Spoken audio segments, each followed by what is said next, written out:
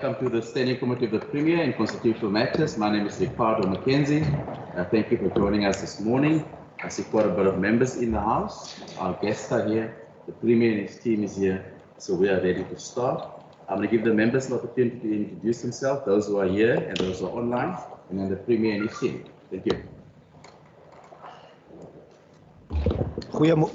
Goeiemôre voorsitter en premier amptenare Regan Allen. Good morning, Honorable Chair, and good morning, fellow members. Khalil Barankes. Thank you. Thank you. Colleagues who are online, members can introduce yourself, please.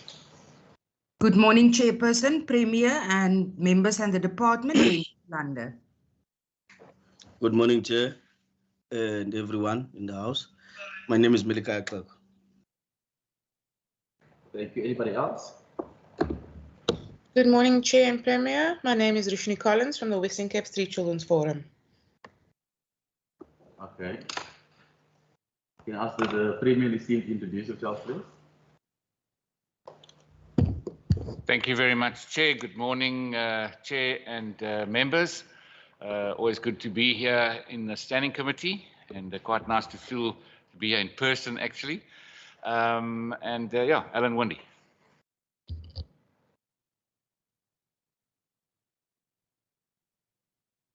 Chair, good morning, and also good morning to the members that are present and those that's online. My name is Harry Malila, and I'm the Director General in the Department of the Premier. Thank you. Good morning, Chair and members. It's Triggers Basson, the CFO of the Department of the Premier. Good morning, members. My name is Noziko. I'm DG Support. Good morning, everyone. It's Odette here. It's a great honor to be in the House with you today. Yeah, thank you very much.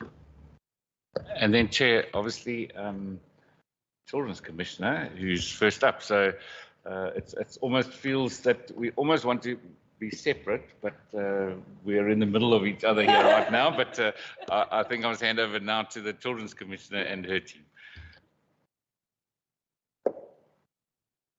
Good morning, everybody. What a wonderful honor and privilege to be in the House with you this morning, especially physically, and especially since it's the first ever time that the Children's Commissioner Office joins you as a governance institution. We are very honored to be here. My name is Christina Nomdu, and I'm joined here by my team both behind me and in the gallery. I'll introduce, Cameron, will you introduce yourself and then I'll introduce the gallery? Good morning, everyone. Cameron Seistia. I'm from the Children's Commissioner Office, and I'm essentially in charge of investigations and advisory. Gallery staff members are, and I think to still talk to Dr. Malila about this. Does Samantha belong to you or me? Samantha Morris is on loan from the Premier's office. We are very grateful to you, Premier. Samantha keeps me sane in the governance milieu and has proved to be the standard of how we work in workshops with communities. Tessa Goldschmidt was the first ever Children's Commissioner Officer in the history of the country. And I am also joined by five children. 4 of them are my child government monitors and mentors: Zubair Rycliffe, Dumbai Watambwa, Brandley Ryland, Chelsea Buerta, and Shakur Samuelson comes to us from Molo Songololo, and he's chaperoned by Chloe Johnson. Have I missed anybody? You are all part of my superhero squad. Welcome here. Thank you very much, and please be welcome to Parliament. Unfortunately, they couldn't sit this side. There was an administrative error. So, apology from our side. Ms. Nomdo, we're starting with the annual report. It's the first time. As you can see, we allocated to an hour because there was no precedent set as to how many hours we should allocate. So for this round of time, we just allocate to an hour. In the future, we obviously will relook at it. So over to you. Thank you. As I said before, it's a great day of celebration, I think, because Well done to the legislature of the Western Cape government. You've created an institution which is the first of its kind in the history of the country, which is now the envy of many other African countries, and also is being admired and congratulated and acknowledged by, commissioners across the world. So I'm really privileged to hold this office for the first term. It's not so easy because you have to set up an institution. You have to start from scratch. In fact, for the first 8 months of the first year, I was sole alone. I had no staff members, and that's where Samantha Jackson came to my rescue. So, what we try to do with this annual report is give you a kind of overview of what we think we can add to the governance milieu. We want to be able to tell you what the character of childhoods is in our province. That's the most important thing. But we are not the number crunchers. We are not the primary data producers, especially of quantitative data. For this, we depend on other institutions to be able to supply us with data. And so I want to show you that we have depended on organizations like the Children's Institute, Stats SA, UNICEF, the South African Police Service, to be able to pull together the character of children in the province. We know that there are 2 million children in our province, and just for the sake of record and clarification, children is everyone under the age of 18 years old. That is the legal definition of children. And more, we try to look into how does their family life look, what are the services available to them, and we try to give you some information about that, like we say, the character of childhood. More than half live with both parents. In the news, this was quite, a big thing, that children don't live with their parents. We no longer have that concept, the old one of the nuclear family.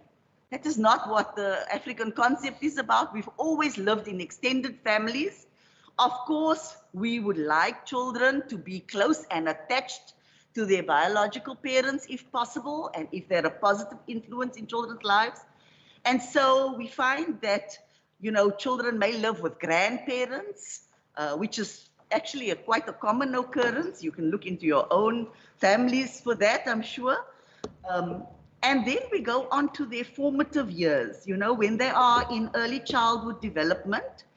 2/3 of 3 to 5 year olds attended an ECD in 2017, and 1 million attended school in 2019. 70% were retained between grade 10 and 12 in 2019. And we had, big fanfare that the matric pass rate was nearly 80% in 2020. Of course, we know that there's a story behind this, because not everybody that enters grade 1 reaches grade 12 in that 12-year period.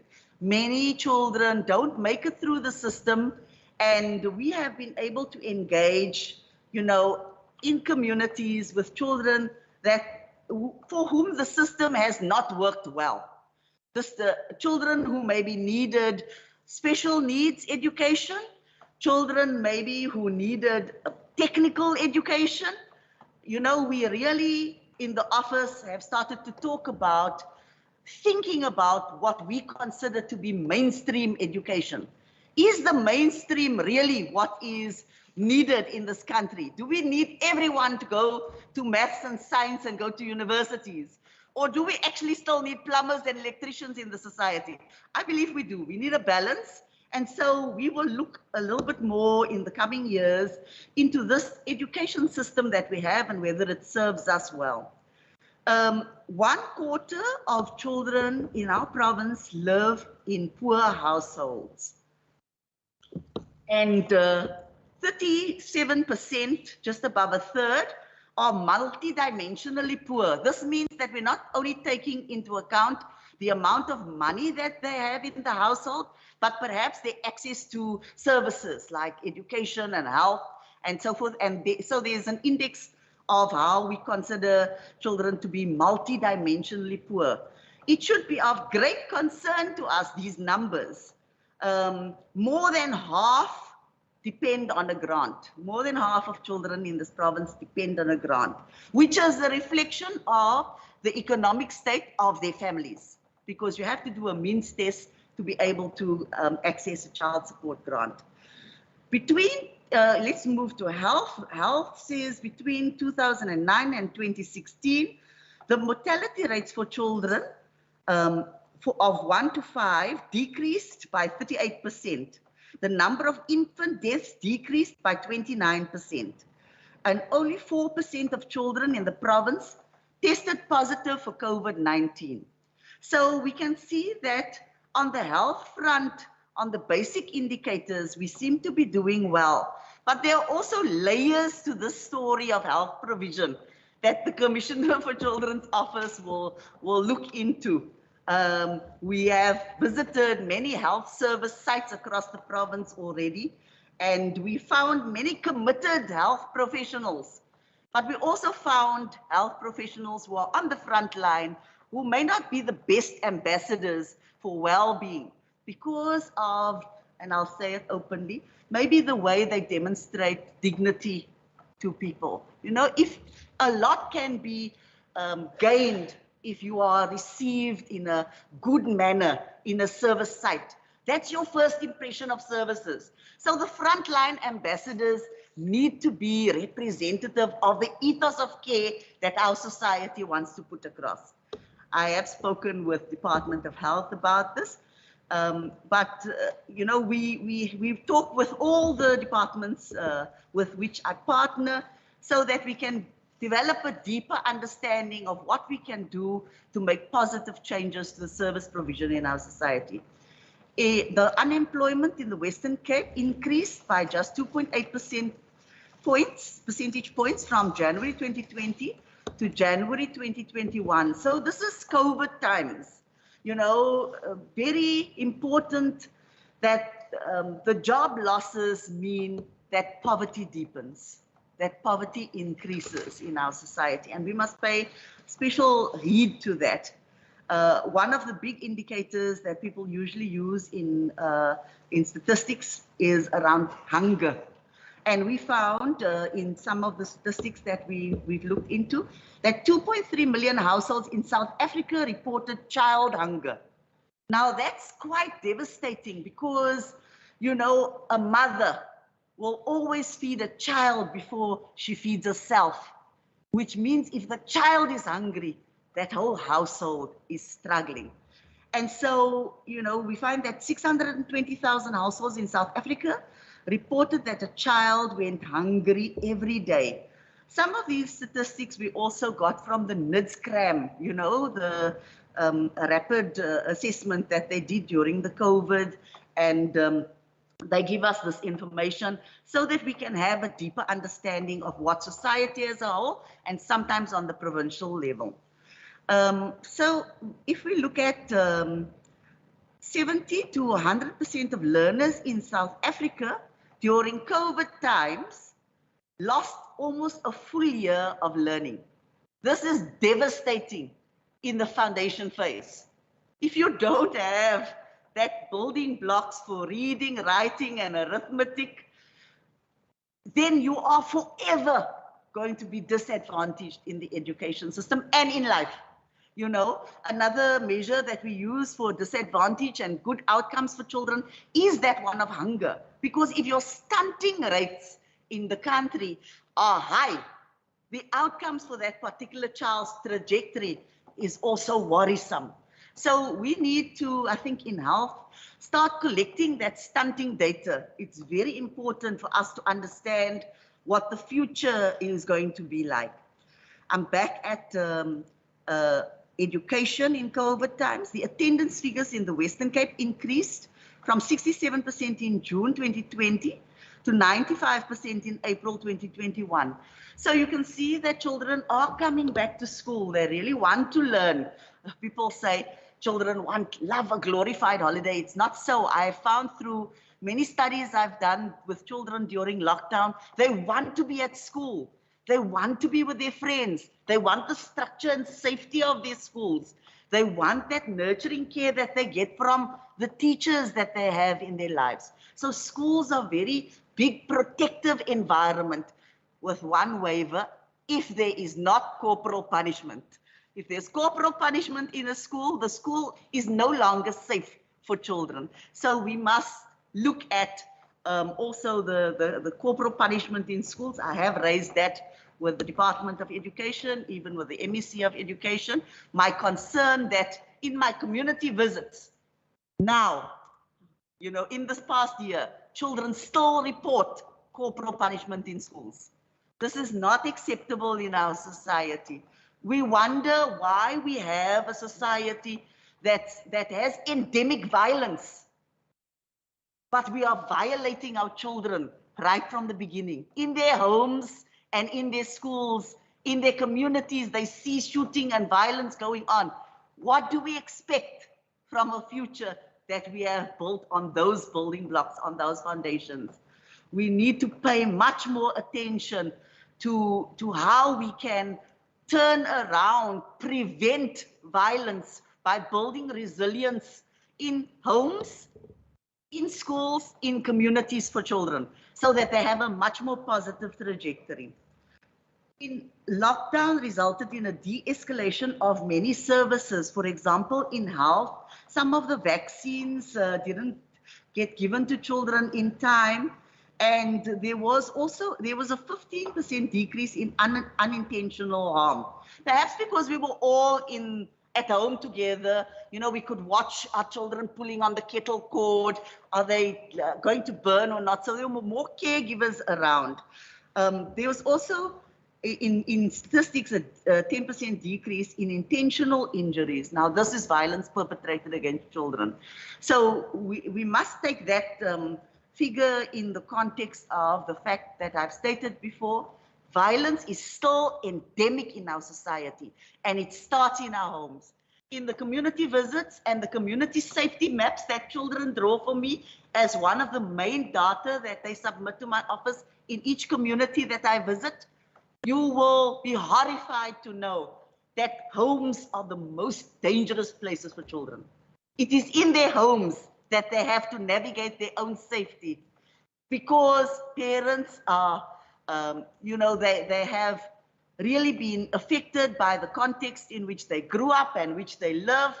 Traumas of the past need to be self-medicated with alcohol abuse, and the socioeconomic circumstances that we provide in the society today is just not enough for people to survive sometimes.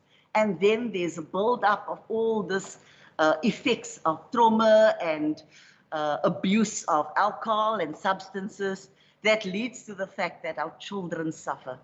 So we need to pay much more attention to that. I added the slide. At this point, I want to say thank you to Molo Songololo, who's provided great insight into the annual report and how it was compiled. We take all those positive feedbacks and constructive comments. We would really love to still build on how we present our work. And so one of the things that they say they didn't see was that I was worried about children's safety. I am definitely worried about children's safety. It's one of my biggest priorities. But I approach children's safety from the prevention of violence orientation and from the ecological approach that I've said before, where we must strengthen households, families, communities, schools. So this slide, you know, we got this data from the South African Police Services, and we can see that murder and attempted murder incrementally increases from 2015, 2016 to 2020, 2021. This is all in relation to children. There are declines for both categories of robbery since 2015, and most crimes against children occur across all assault categories, more than 1,500 per category since 2015-16. There's a steady decline observed for the total violent crimes and the total sexual offences from 2015. Reporting of crimes may have been affected by COVID-19 and lockdowns. I have been involved in the arena of child protection for a long time, and I know that this is an area of underreporting. So even the fact that there is a report on record is only part of the story. It's only the tip of the iceberg. You know, when children come forward and say that their parents are assaulting them, it takes a lot of courage to do that and to have a social worker make a case. So it's only the tip of the iceberg of what we're seeing here. Much more can be gained from engaging with children directly. And I think that's one of the things that I enjoy doing. I think the main reason why people said to me, come on board, was that I claimed that I could work with children, that children trusted me and that children would share their opinions and views with me. The children in the house today can say whether that is the truth or not. But, you know, I spoke before and said that... Sorry, I've given you a bit of latitude because this is your first time. Yes. You're going to eat up into the hour. Remember the hour we need to allow other people to speak as well. Okay, so you need to tell me when I must end then. You can give you another 3 minutes. 3 minutes. Yeah. Because normally I petition for more time immediately. In terms of your overview, you normally give 5 minutes maximum. Okay. So in terms of this, the office, we are moving towards having a permanent office. I'm very grateful to the DG in the province and Department of Transport and Public Works. As far as the office staffing is concerned, there's supposed to be 12 staff, but you can see that actually I only have funding for two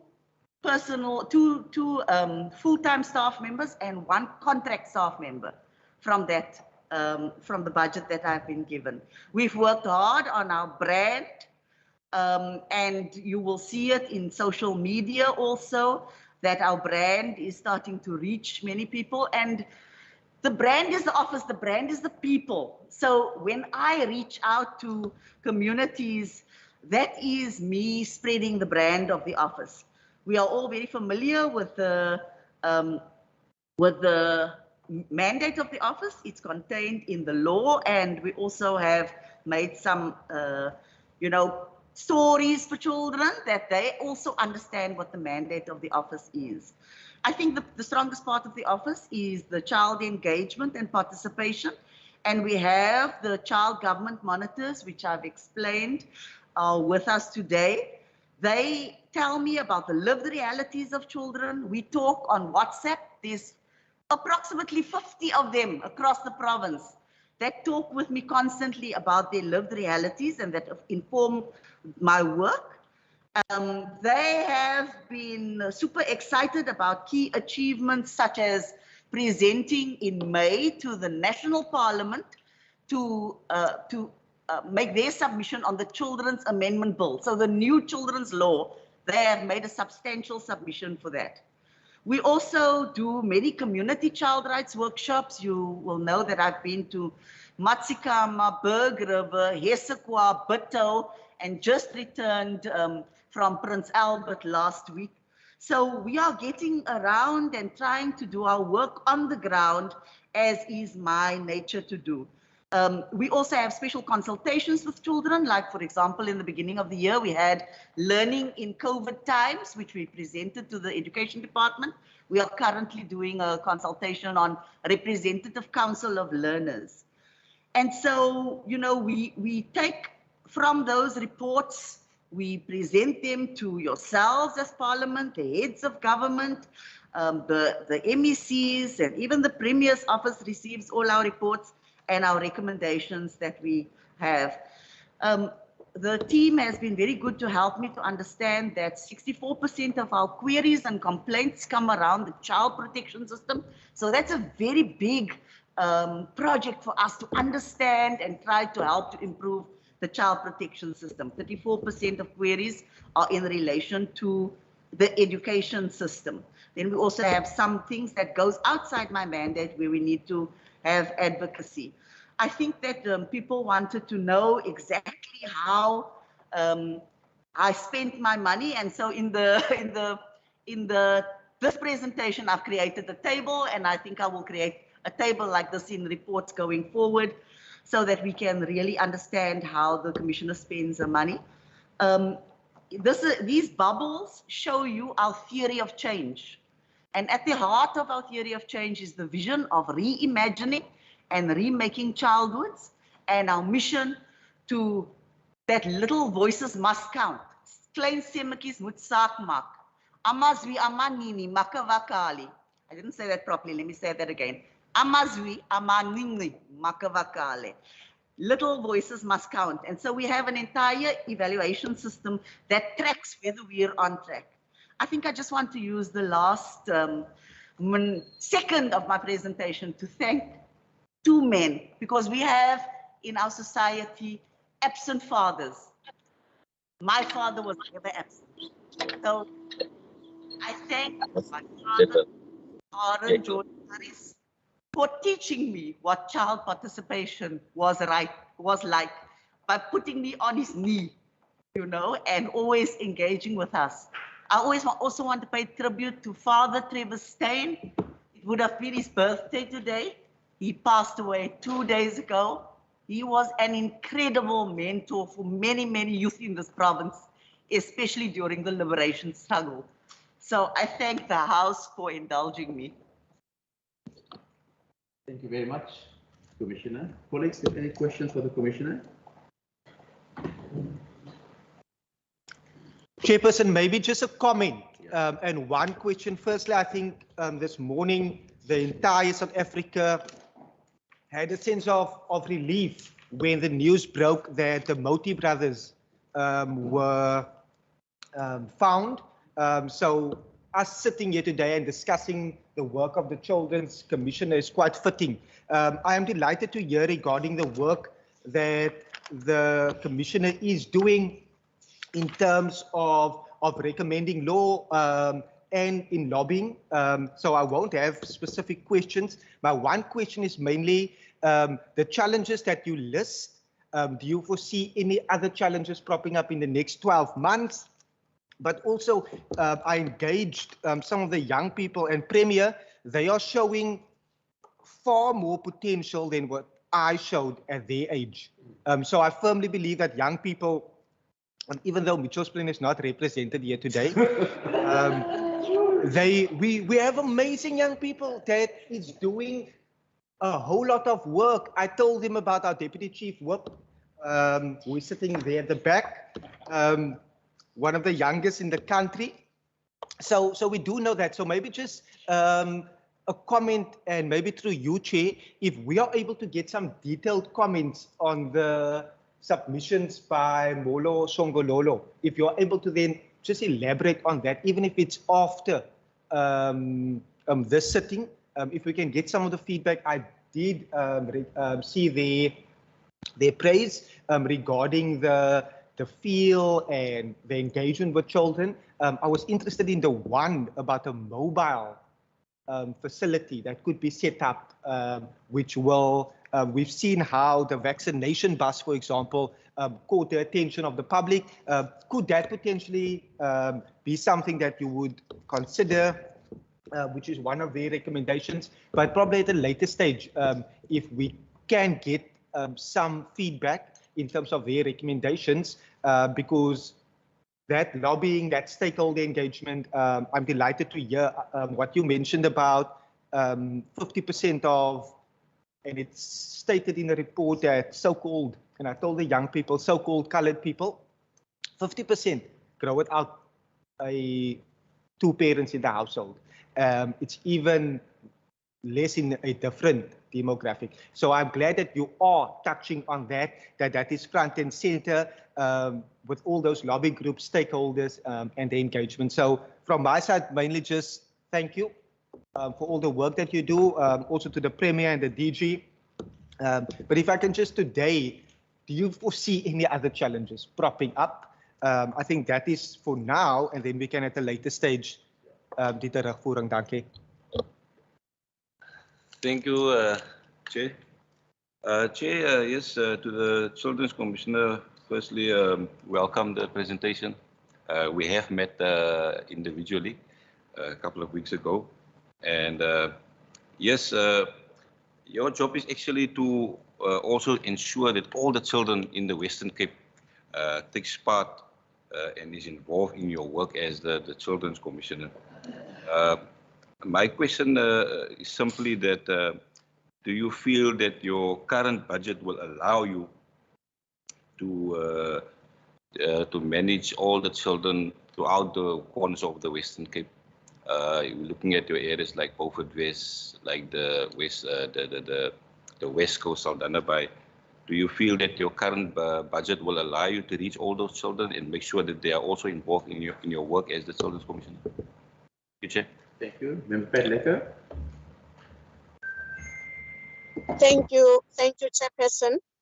Good morning, everybody. And Chair, let me really appreciate the input from the Commissioner for Children. But then, Chair, allow me maybe just for now to really say that I have noticed that the conditional grant comes from the Provincial Treasury via the Department of the Premier to the Commissioner for Children.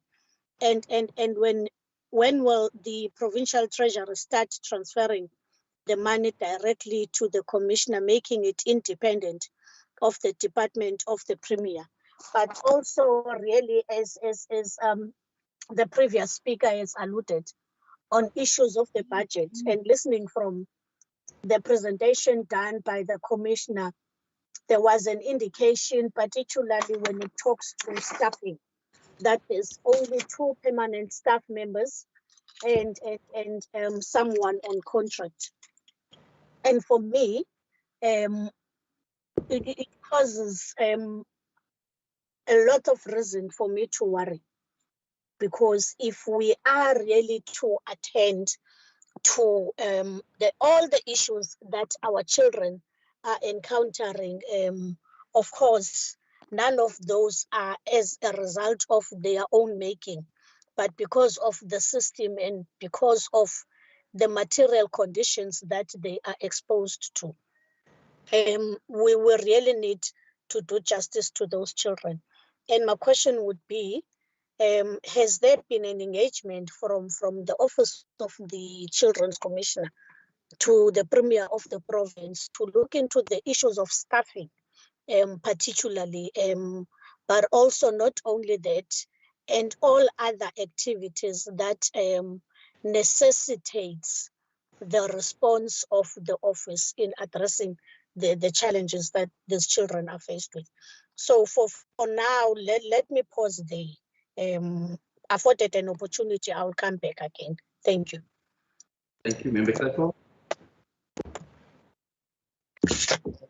Thanks, Chair. No, mine would also be there on the issue of the staffing in terms of the establishment. I've having noted that the staffing is very much minimal according to the report. Now, what I wanted to check with the Commissioner is that, is there any plan to extend or expand that?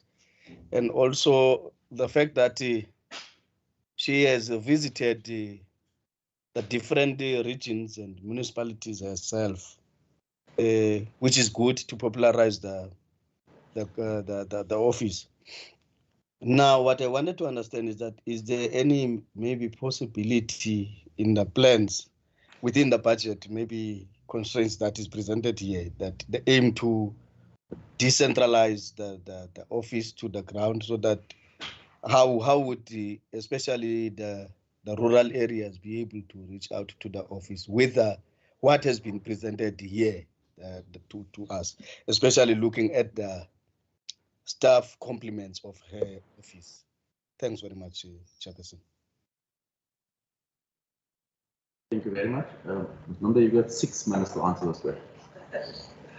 Thank you for the clear guidance, Chair. Actually, all the questions have only one answer. The biggest challenge for the Commissioner for Children's Office is resourcing. There is not enough money and there is definitely not enough staff to have the capacity to spend the money that we need. On the advice of this Parliament, I did approach formally the Provincial Treasury to give me the budget for 6 more staff members. I believe that is the minimum required to achieve critical mass resourcing in my office, to be able to cover the entire mandate. At this time, we only have one branch of the mandate covered with staff, investigations and advice. I cannot do monitoring and awareness. I don't have any staff. I must do it alone. So I think that also in relation to maybe people's comments about the decentralization of the office and a mobile office, that's exactly what I've been doing. We've been getting into our cars and creating a mobile office. The Children's Commissioner in person goes to visit rural communities. Whether you would like to establish decentralized district-based offices in all the regions of the province, that would take resourcing. That would take resourcing. So there needs to be a commitment to resourcing this institution. On the other hand, there also needs to be a commitment to the independence of this institution. And there has been certain comments made about how that can happen in relation to budget autonomy. This is much appreciated, although the DG and I get along famously. I think it is, he's laughing now. Are you saying that's not true, DG? You better clarify. So I think that it is important that the Office of the Commissioner for Children is understood to be a Chapter 9 institution. It is created by Chapter 9 of this Constitution. It is a different and separate governance institution in the milieu. And it must be resourced and supported to be able to do that. Yeah, there are many other comments that Molo Songolola have made in terms of the report, and we have tried to bring that information into this presentation almost as an adjunct to the annual report. So to put more things on record, to be more transparent about how we spend our money and what exactly we've done in the last year. But I think that I'm proud of the team that I have, and especially proud of the children that work in partnership with me, because the Office of the Commissioner is the children. And in each of the rural communities, I recruit child government monitors, and we are constantly in contact with each other. We were supposed to be in contact once every 2 weeks, but you know, children and WhatsApp, they love their social media. So they talk to me almost every day. And I love that. That's exactly what I need. So I'm eternally grateful for the child government monitors that give me a perspective of the entire province. Thank you. Thank you very much. I think we're extremely privileged. The Director General is here.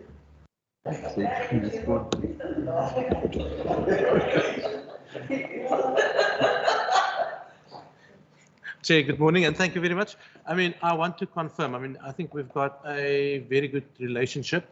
We've met a couple of times already, and in fact, even the Commissioner, myself, and the Premier also met, to talk about how we're going to give effect. So the first year was really to set up this institution.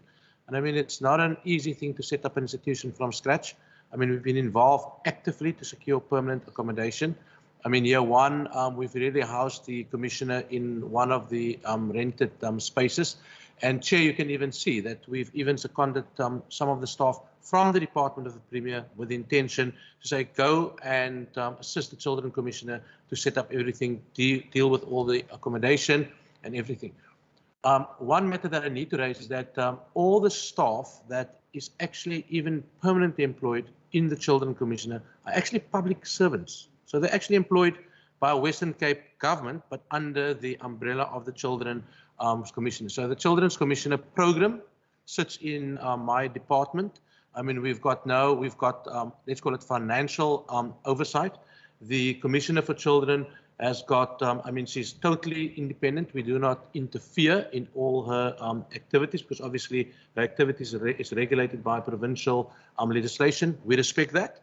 And what we do, obviously, on a quarterly basis, as a minimum, we get involved just to ask how are things going, and then obviously the issue that I need to ensure is obviously when the money and stuff gets spent, that it's done within the framework of the legislation. So, Chair, if you look at our annual report, if you look at our APP, there is an indicator for the Children's Commissioner, and it's really just around her own activities, her and her team, because obviously there is a responsibility. I mean, I'm not going to get involved in the independence or how that the commission must be treated in terms of Chapter 9. I mean, that's not my call to make.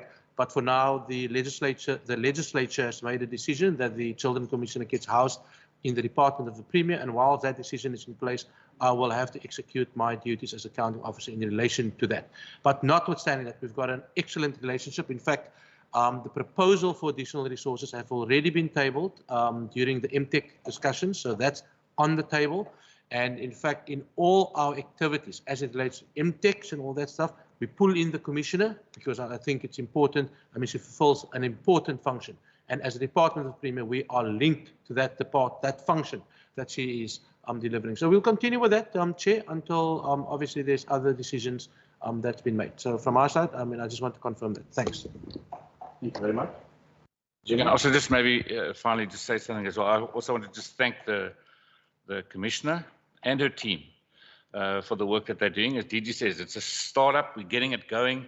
It's the only one of its kind, but I want to thank her for enthusiasm. I want to thank her for her passion. I want to thank her for the work that she's doing, because we know that an organization like this is to feed back. And I mean, you've got to place it in a department, in one of the departments. I hear what's being said that maybe it should be placed in Treasury, but I don't agree with that. I mean, the Ombudsman, which is a similar organization, has a department, DOCS. And so there must be a department. I think Treasury would not be the right department to place it in. I mean, you could say, well, maybe the Children's Commissioner should be in the Social Development Department or the Education Department. So, I mean, that could be a debate. I've got no problem to have that debate. It must be a department must be the interface, you know, for the entity. And I mean, I'm always happy to have those kind of discussions. But primarily, I want to thank the Commissioner and her team. And of course, you know, resources are tight. It's one of those things. But I think as DG, and of course, this is the annual report in the budget process that we're going through now. The Children's Commissioner sits before Treasury and puts their case on the table, just as we do, and just as Education does, and whoever, to say there's a pot of money, and how we're going to divide that money based on the demands across this province. You know, we will support those applications in our processes in MTech. Gone through the first one, and we'll be going through the next one early next year. Thanks, Chair. Thank you very much. We received 2 requests from public organizations that wanted to make input. Mola Songololo, Mr. Solomon, are you online?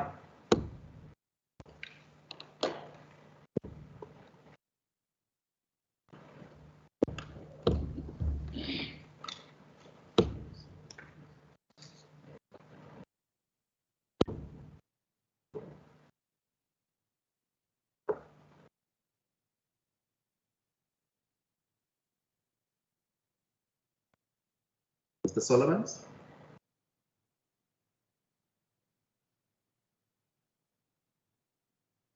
Okay. Is there any other organization online that wants to make input?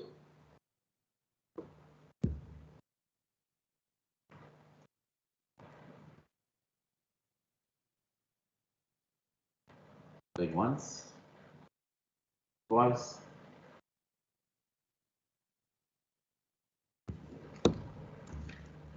In Commissioner Nomba, we say thank you very much. It is your first time. We'll definitely relook at the time next year at your own slot. So we can interrogate your book page by page by page, like we do with everybody else. But this way you've been spared the agony of going through the book page by page by page. So thank you for coming through. You're not excused. Thank you to the House, the Chair, the Premier and the DG for all the support provided to the Office of the Children's Commissioner.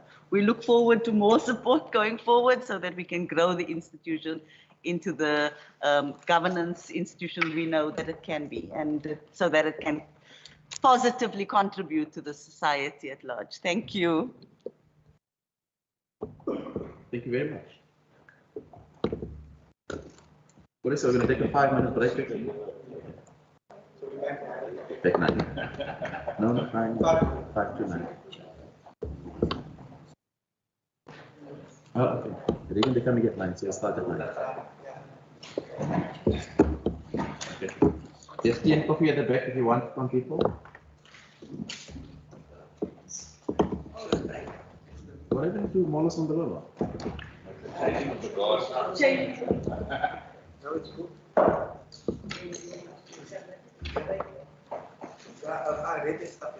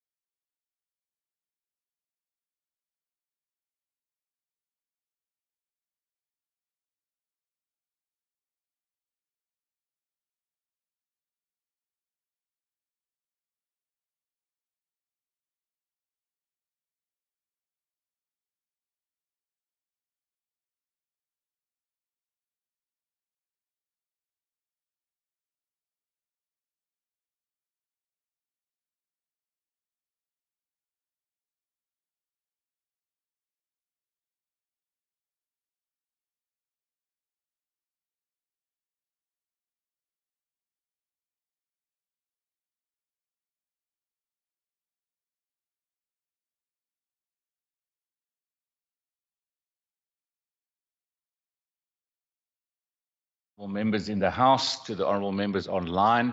Thank you very much for this opportunity to present our annual report. We're first just going through introductions. I'm going to ask the team just to introduce themselves as we did earlier. So good morning, everybody. Thank you. And I'm going to hand over to the DG.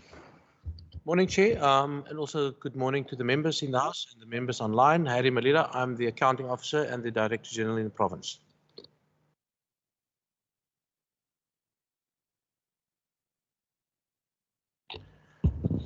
Good morning, Chairperson, honourable members. I'm Andre Jumat, Head of the Corporate Services Centre in the Department of the Premier. Good morning, Chair and members. Henriette Robson, Head of Corporate Assurance. Good morning, members. I'm Lucas Buter, Head Legal Services. Good morning, members. Nozibuma Olwana, DG Support. Good morning, Hildegard Fast, Chief Director, Policy and Strategy. Good morning, Louise Estreiser, People Management. Good morning, Zenit Ismail, Strategic Management Information. Good morning, members, colleagues. Hilton Arendse, Centre for Innovation. Good morning, Drinkers Basson, CFO. Good morning, everyone. Odette Kaysen, Acting Chief of Staff in the Office of the Premier. Thank you very much, Chair. Thank you for the opportunity again. So obviously this is the annual report 2021, and you know, I think if you look at one of the charts in the annual report, you'll see that during this COVID-19 period, it's interesting because we have a new normal in the last year, and you'll see in the report all of those governance meetings that we held and those report back meetings that we held, not only to this committee, but also to that special committee that was put in place for COVID-19. So at the risk of sort of over repeating myself, but I still will just give a highlight. Obviously the year itself reflects some of the big changes that had to be made during that period. You know, we started off the 5-year term with our strategic plan, but of course during this period of reporting, we also had to make some changes. And that was where we started to look at how we would focus into 3 areas for what we call recovery. So we've got a PSP, but now we've also got a focus within that PSP looking at safety, jobs and dignity. Of course, all the same while still making sure that we're responding to the pandemic, making sure that we are putting changes within the system. So as you see right up front, we had to innovate. We had to make sure that we cut red tape in processes. We had to make sure that we were measuring and managing differently. And as .P, obviously sitting in the center of government, making sure that we're pulling together all of the departments in our response in the province, but also linking through to national government, to the generally on a Sunday, the president's meetings called with all of the provinces, our own system of making sure that we were keeping through the districts and the municipalities, as well as for us, I think the South African Police Services, and linking through to the number of cabinets that we had to hold. Even if you think about in our department, the minutes that were churned out just for cabinet meetings, it must be a record. I don't think we've ever produced so many documents of minutes of meetings of cabinet ever in the history of this government. And of course, yeah, it was about the communication, it was about behavior change, and .P's role, looking at the research, making sure that we were understanding the impact on the citizen, and how this pandemic was affecting, you know, livelihoods, how it was affecting the poorest of the poor, meal deliveries. And so, yeah, it was a report now on a really difficult time in government, a difficult time across the world, but also a time for me where I think this government could stand up and do some amazing things. And I really must use this opportunity, Chair, to say to this team here, thank them for the role that they played, but of course the team across all of the governments in this province, and how we pulled together to make sure that we were responding effectively. And of course now, understanding we're still in the middle of this pandemic, the pandemic hasn't subsided yet, but at the same time making sure that we've got recovery happening and that we are actually enabling ourselves to really start to focus on the jobs, the well-being and the safety across our citizens. During this period as well, we also, I think from an innovation point of view, we built field hospitals. We made sure that we were managing oxygen levels. If you had to sit in the annual report now of the health department, you'll hear about a time in December last year when there was a 2-hour overlap of oxygen supply. If that truck that was bringing that oxygen from the Eastern Cape had been stopped through a flat tire or a protest action, there would not have been oxygen at some of our major hospitals. Right down to the communications plans, especially from this department, down to those stories that you hear about all day and every day. DG, we heard about it again at that meeting the other day where we got some funding from through USAID, but how just the call center making a phone call to a diabetic to say, good morning, how are you doing today? Are you okay? Are your sugar levels all right? People will say to you, jeepers, the government phoned me this morning to ask me how I was doing. That all came out of this department and our call center, making sure that we were responding. And of course, we're still in it, as I say, we're all still innovating, we're all still trying different things and new things. And at the same time, we're under more and more pressure. We've just heard from the Children's Commissioner, and the pressure, even from that point of view, from a budgetary point of view, of course, we are also in each department under tremendous budgetary pressure across our government. So trying to do more things with less, being more innovative, it really is what we've got to do. And then, I talk about the safety plan, how we've got to coordinate that safety plan. Again, safety, a big issue, especially for me, but as now entrenched across our government. Making sure that dignity and well-being, and you hear about it every single day, more and more people not able to put a meal on their table. That is really a big pressure across society in our country and in our province. Right down to understanding the violence prevention programs, what we've got to do. DG and I were just talking again now about data.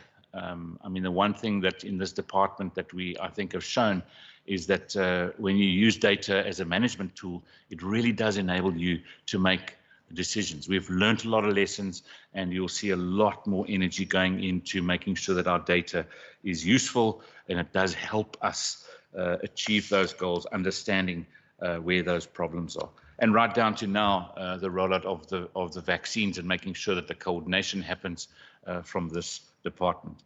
And then, of course, there's risk management, forensics, there's so many more things, legal services that we all, as a department, offer those services across our government, HR management, and how those services are delivered across all departments in this province. So I think this report on a very challenging year, but also a year, I think, Chair and members, that I'm really proud of. I normally couch it in the words world-class response. And I want to say, there's some really dedicated officials in this government who have stood up and have gone way above and beyond the usual or normal call. And this is that report. So those are my introductory words, Chair. And I'm not sure if I can ask the DG to follow me, and then maybe we can start the questions. Chair, thank you very much. I mean, and also thank you to the Premier. I mean, my report as the accounting officer set out between obviously pages 15 and 23. Premier has covered many of the issues, but I think as a counting officer of this department, I'm very proud to say that this department have really stepped up in this year of reporting and giving effect to primarily the three roles that we see ourselves playing in this government. That's the role to lead, we enable, and we also guide the departments. And I mean, Premier has spoken a lot about the role that we played, particularly during the COVID period. And Chair, really, for us as a department, we've also seen the crisis of COVID really as an opportunity to kind of relook at ourselves, to relook at how we do business, and as an opportunity for growth and renewal. And in fact, in many of the areas, we've stepped up. Premier spoke about the whole issue around innovation. I mean, we really focus now in the new year on the issue around culture shift, continuing with the innovative ideas that we've started, and many of the issues that you've seen, particularly around the COVID during the COVID period, have really started, and it's about joint work, you know, coming from the department of the Premier. I mean, one point I want to highlight here, it's on page 15 of my own report, Chair, just in the environment of the call center, just to give you an idea what we had to deal with. We had an average of 3,000 calls that we receive on a daily basis through our corporate call center. That number jumped up to 15,000 people calling in at the height of the crisis. And this department had to ensure to put firstly the infrastructure in place, but also the HR, you know, people behind it to actually deal with it. And in many cases, we've assisted through our IGR arrangements, our national department like social development in the rollout of the grants, the rollout of the additional support grants that came through the system.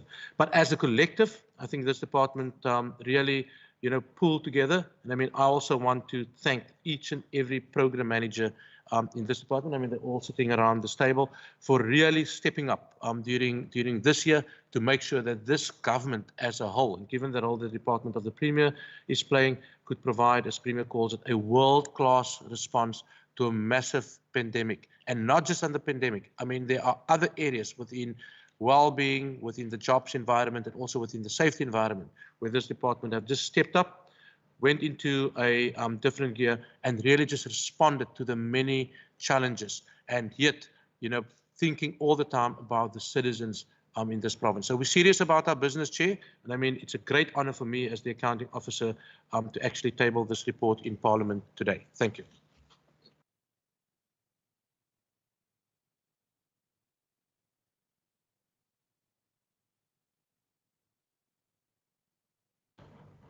Thank you, Chairperson. Maybe, firstly, thank you, Premier. And listening to the DG, you mentioned regarding the contact center blowing up to 15K. Do we have a system in place to evaluate if those calls were then, how it was attended to, and the outcome? I have made a note that in terms of the resolution rate, I think that's in pages 86 or so. It's a 96.11%. Are you able to share how you came to that conclusion? Because that is that's a great achievement. So in terms of the improvements, how were those complaints dealt with in terms of the residents and the interaction with them? But I do want to welcome that remark. So just to kickstart off in terms of the introductory remarks. Thank you. Thank you, Chair. Yes, Chair, I also want to welcome the presentation by the Premier, and well done to the Premier and his team for doing a tremendous job in this, as we all know, we are still in this pandemic. But we hope that we are moving towards a state that we are going to see the end of this pandemic very, very soon. I hear the Premier speak a lot about innovation. We find that in our areas here in the city of Cape Town, in our Cape Flats, known as Cape Flats areas, your Hanover Parks, your Menenbergs, your Delft areas, a lot of individuals, they are trying to make it in terms of innovation and trying to start small businesses. I would like to hear from the Premier that I met one youngster. He works at the high school in Mitchells Plain called Mitchells Plain High. And he did indicate to me that yourself, the Premier, you visited the school there and you met with him. He is busy with a project, a drone project. And I would like to hear from the Premier that going forward, how we can assist these kind of individuals, you know, in a more productive way so that they can go to the next level. They are already a great encouragement to their communities, you know, in these communities like Mitchells Plain, like Hanover Park. But if we can assist them, you know, more in terms of finances, in terms of skill development, they can really go to the next level and be an inspiration to more youngsters down there on the ground level. So yes, that is my question to the Premier, that what can we do more as a Western Cape government to assist these individuals that is busy with innovation? Thank you very much. Thank you, Chair.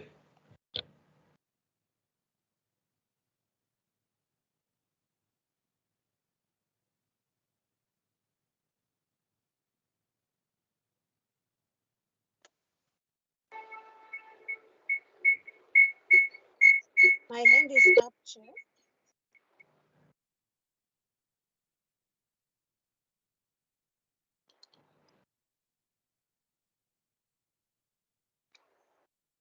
Chairperson.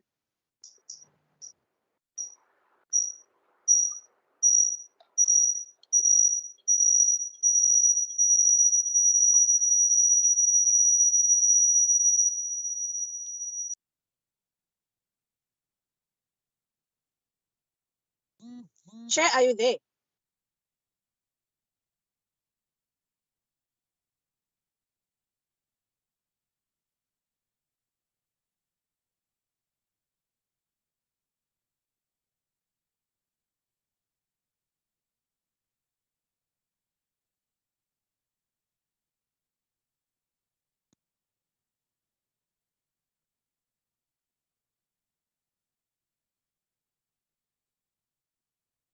Thank you very much. Well, I think I'll leave the first one to DG and the team on the resolution rate and the processes and how we measure it.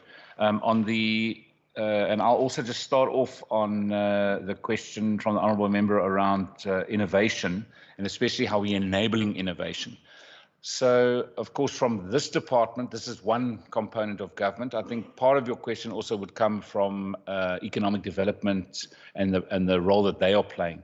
But from this department, I think probably the biggest enabler is our broadband rollout and our you know, and from the different departments they've got, you know, whether it's an incubator in economic development, or whether it's one of our e-centers where you know, people can go in and get connectivity, whether it's a library. So all departments sort of run on the back of the broadband, but we can talk about broadband as the basis because this is the department that delivers it.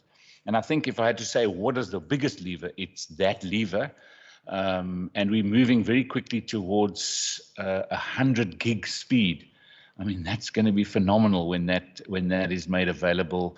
And of course, this is a project that's not about connecting city centers. This is about connecting citizens, and specifically citizens in poorer areas, to give opportunity. And there's no doubt that when connectivity is provided, especially free connectivity, it makes a massive, massive difference. And so I think that then linked to the various programs. So, I mean, what the honourable member is speaking about now is some of the robotics programs in education. We've got robotics, we've got coding. Those are, and that's specifically looking at that innovative tech environment. And I mean, it is really exciting when you visit these schools and you see the robotics programs, you see the drone stuff. I was actually, 6 o'clock call this morning was about, can I please come to the graduation ceremony of some drone pilots in Mitchells Plain?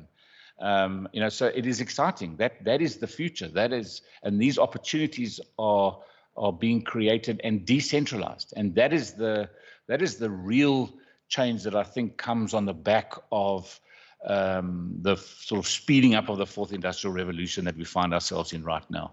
I look at, from a big data point of view, you look at how much data is being used just in our education system.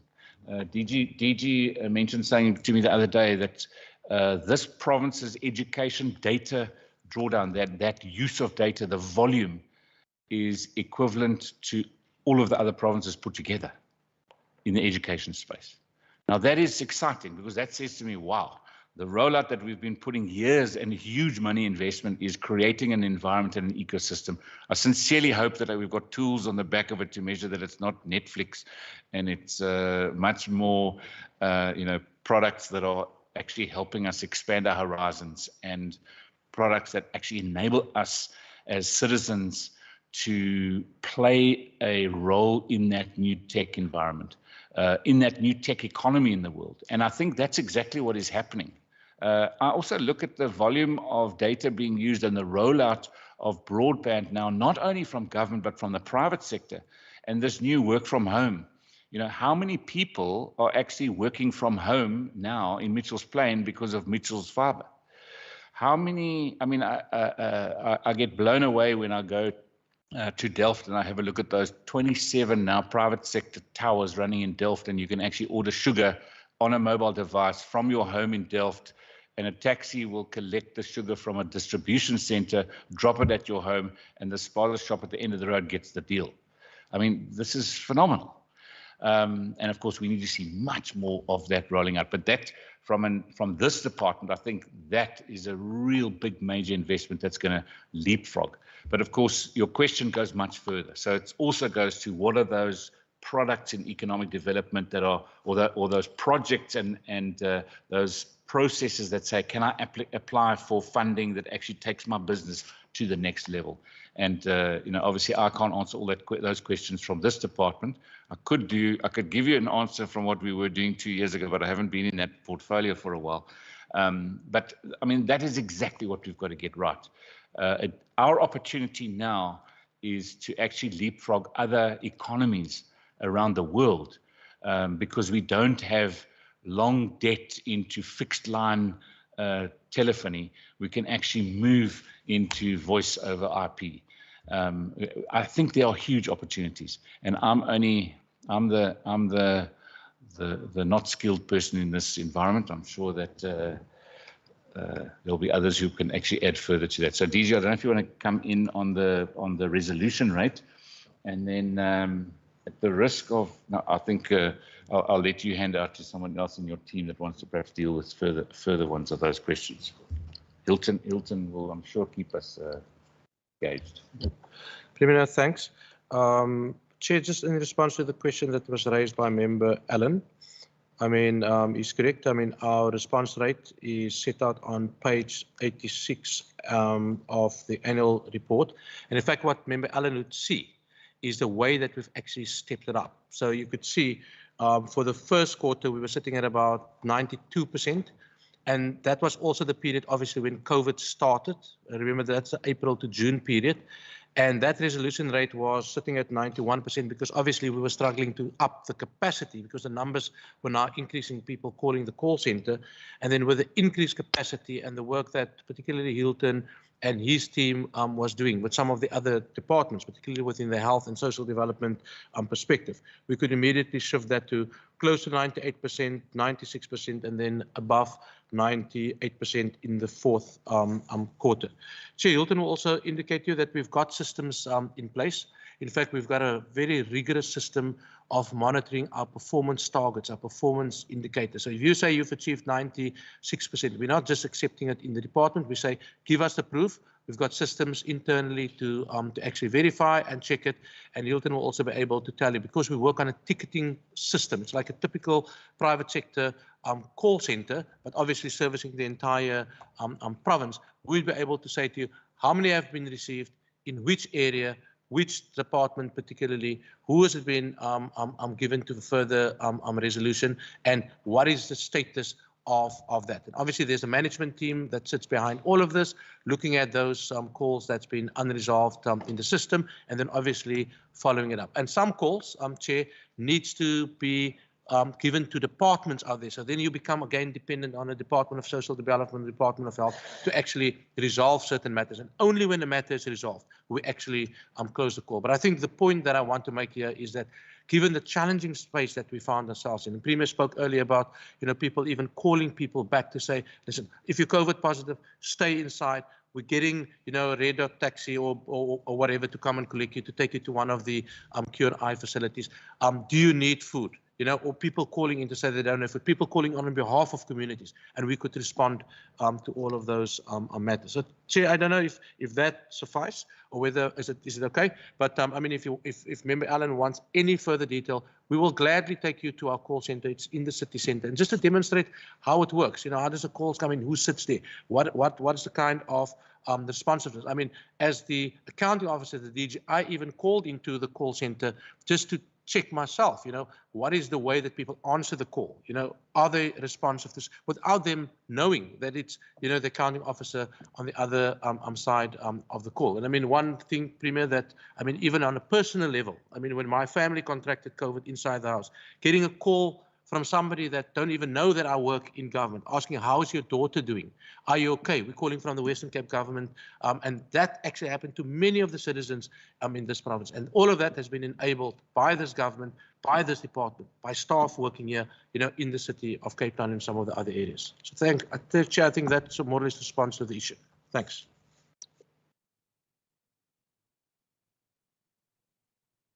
Yeah, just to give some context to the number of calls that we received, in 2019-20, we received 5,018 calls at the contact center.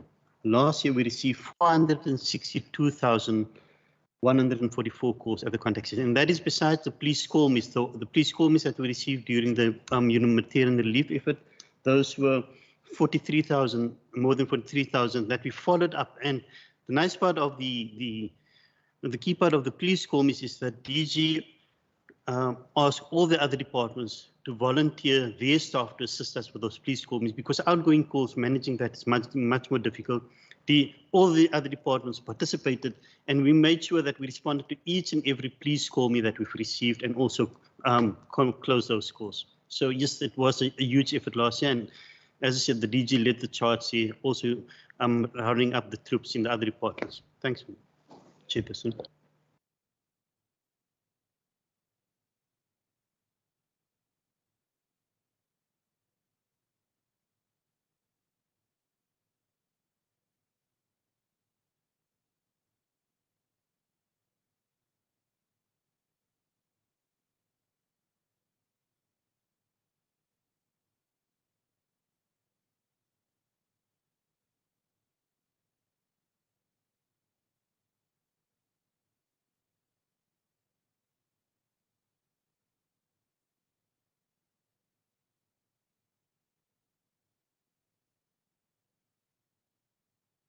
Chairperson, you are not audible. I'm not sure if it's only from my side.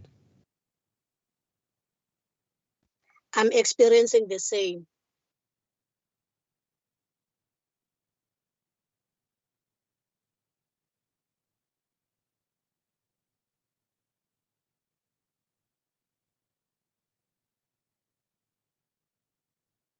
No, this one doesn't work properly. It's still here. Member Lecker, can you hear me?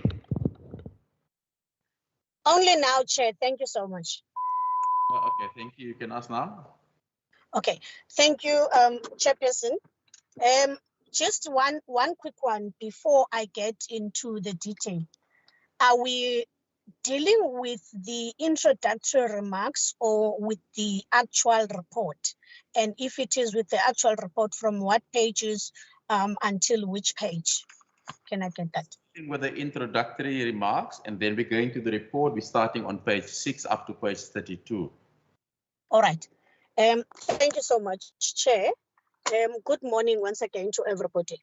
I think the first question on my side, Chair, is around the comments that were made by the DG with a direct reference to growth and renewal. Besides the fact that the department has been able to attend, particularly the call center, from 3,000 to 15,000 calls, and now we hear something about 400,000 calls.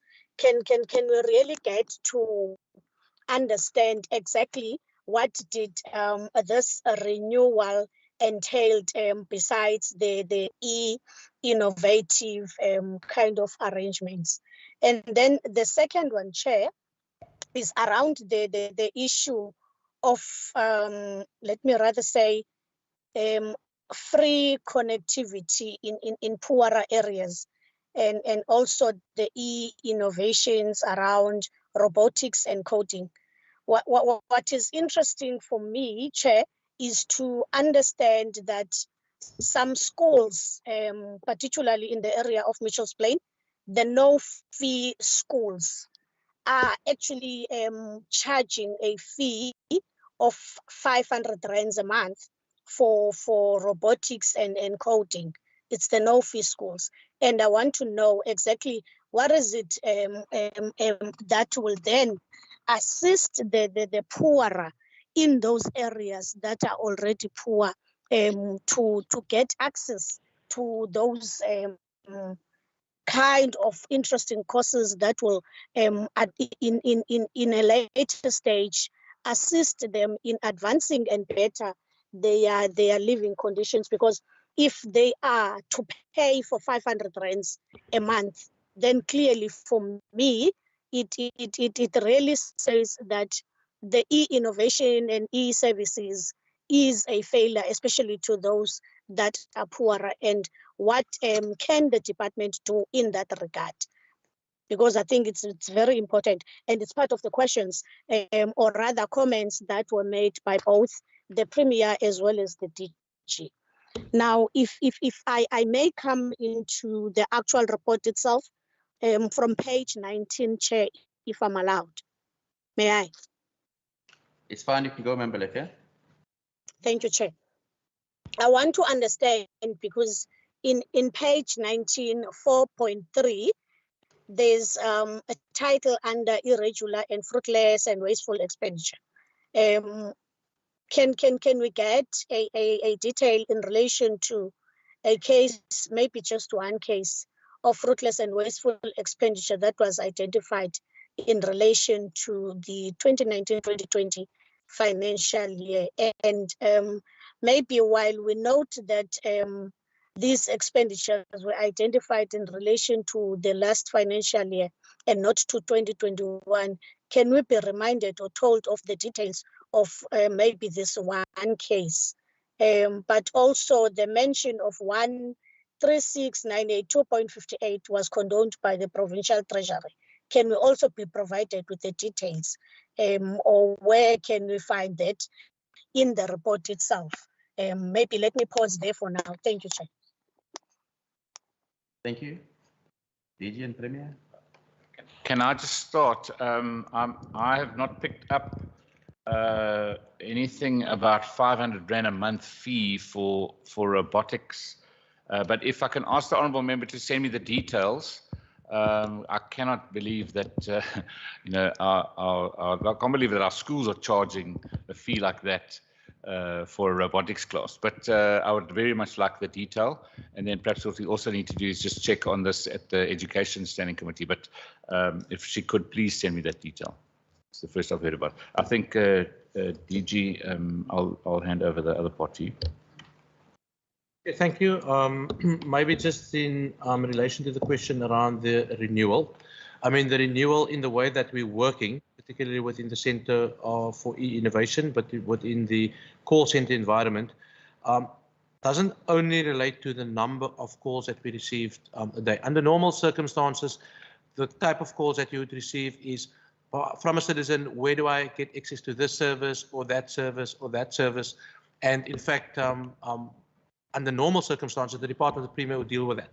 But what is different during this year, and I think Hilton touched on the point, we've actually expanded the way that we work in the call center to include all or most of the departments. In fact, in my own department, as an example, the staff that works in the corporate assurance space under Henriette Robson, they actually also went to the call center, answer calls, to respond to calls, because obviously you were in an environment, where people had limited access to do like internal corporate assurance work, and we've used the staff members to actually deal with that. There were staff members and obviously also activities from departments like the Department of Health, because a lot of the questions, comments that were made were health related. And not many of the people necessarily in the call center were equipped to deal with some of those detailed questions. There were people from the Department of Social Development, because obviously people wanted access to grants, people wanted access to food parcels. There were people, working in the background from the Department of Economic Development. We've even used, some of the funding and stuff that's available in that department to actually strengthen what we've got within the call center environment. So it's been a challenging environment, and I mean, as Member Lekker has indicated, initially 3,000 calls a day. You can work out the numbers for yourself, jumping up to over 400,000 calls, that we've received, basically almost, I think, as Hilton has indicated, on a monthly basis. And for that, you have to create the capacity to respond to the many issues. I think Premier touched on the issue around the no-fee schools and the 500 Rand charge for robotics and for coding. And as Premier has indicated, if we receive that detail, we can engage with the Department of Education to try and find out further detail. I don't know whether robotics and coding might be additional subjects at some of these no-fee schools, and whether some of the schools need to get in additional capacity to deal with the stuff. But I understand the issue and the question, and the issue is really, how can this government maybe help some of those students that are interested in this environment that cannot afford it? But that obviously we need to talk to the Department of Education about. Driekus, can you deal with the issues on page 19 with regards to the cases of fruitless and wasteful? And I think, Chair, you can also note that given the size of this budget, 1.5, 1.6 billion in aggregate, I mean, the number of cases either, coming through as irregular, or we've got no unauthorized expenditure, or as fruitless and wasteful, in the bigger scheme of things, I mean, it's really on the margin, and I mean, it's something that we are serious about. But I'm going to ask Driekus just to deal with those 4 matters, the 1 case under fruitless and wasteful, and obviously the 4 cases under irregular expenditure, also noting that the 1 case relating to fruitless and wasteful relates to a previous financial year. Driekus? Thanks, Chair. The fruitless and wasteful case is also on page 244 at the top in the annual financial statements. And that matter, the reason why it refers to a previous year, the error was made in 2019-20. There was an erroneous offer for a post was issued to the wrong candidate. The candidate immediately, on receipt of the offer, resigned their current job outside in the private sector. 4 hours later, the offer was taken back by government to say, listen, in fact, there was a mistake, but it was too late. The person had already resigned. Matter went to arbitration.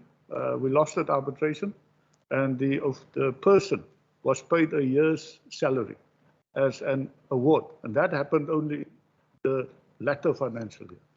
And that explains that one. And that was then considered fruitless or wasteful, but you will note on page 244, disciplinary steps were taken against the official. There was also, currently there is a deduction running against an official to recover some of the cost in this regard. So that is the first matter. And the honourable member also referred to the case of, at the second open bullet, under irregular, it's called the one for 136,000 Rand. What happens is we have in our internal audit area, we've got software that is running over many years, licensing. And for the period January to April the 7th, we were not covered by a CETA agreement. So CETA delayed our agent, basically, they have to purchase on our behalf. There was a delay at CETA and we could not terminate the service. I mean, you have to have the service.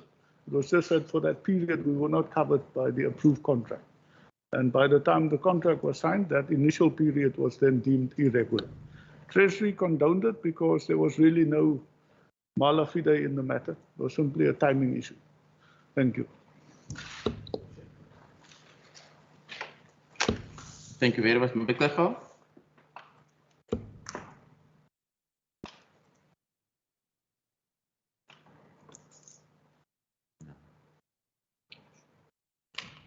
Member Kleffer, can you hear me?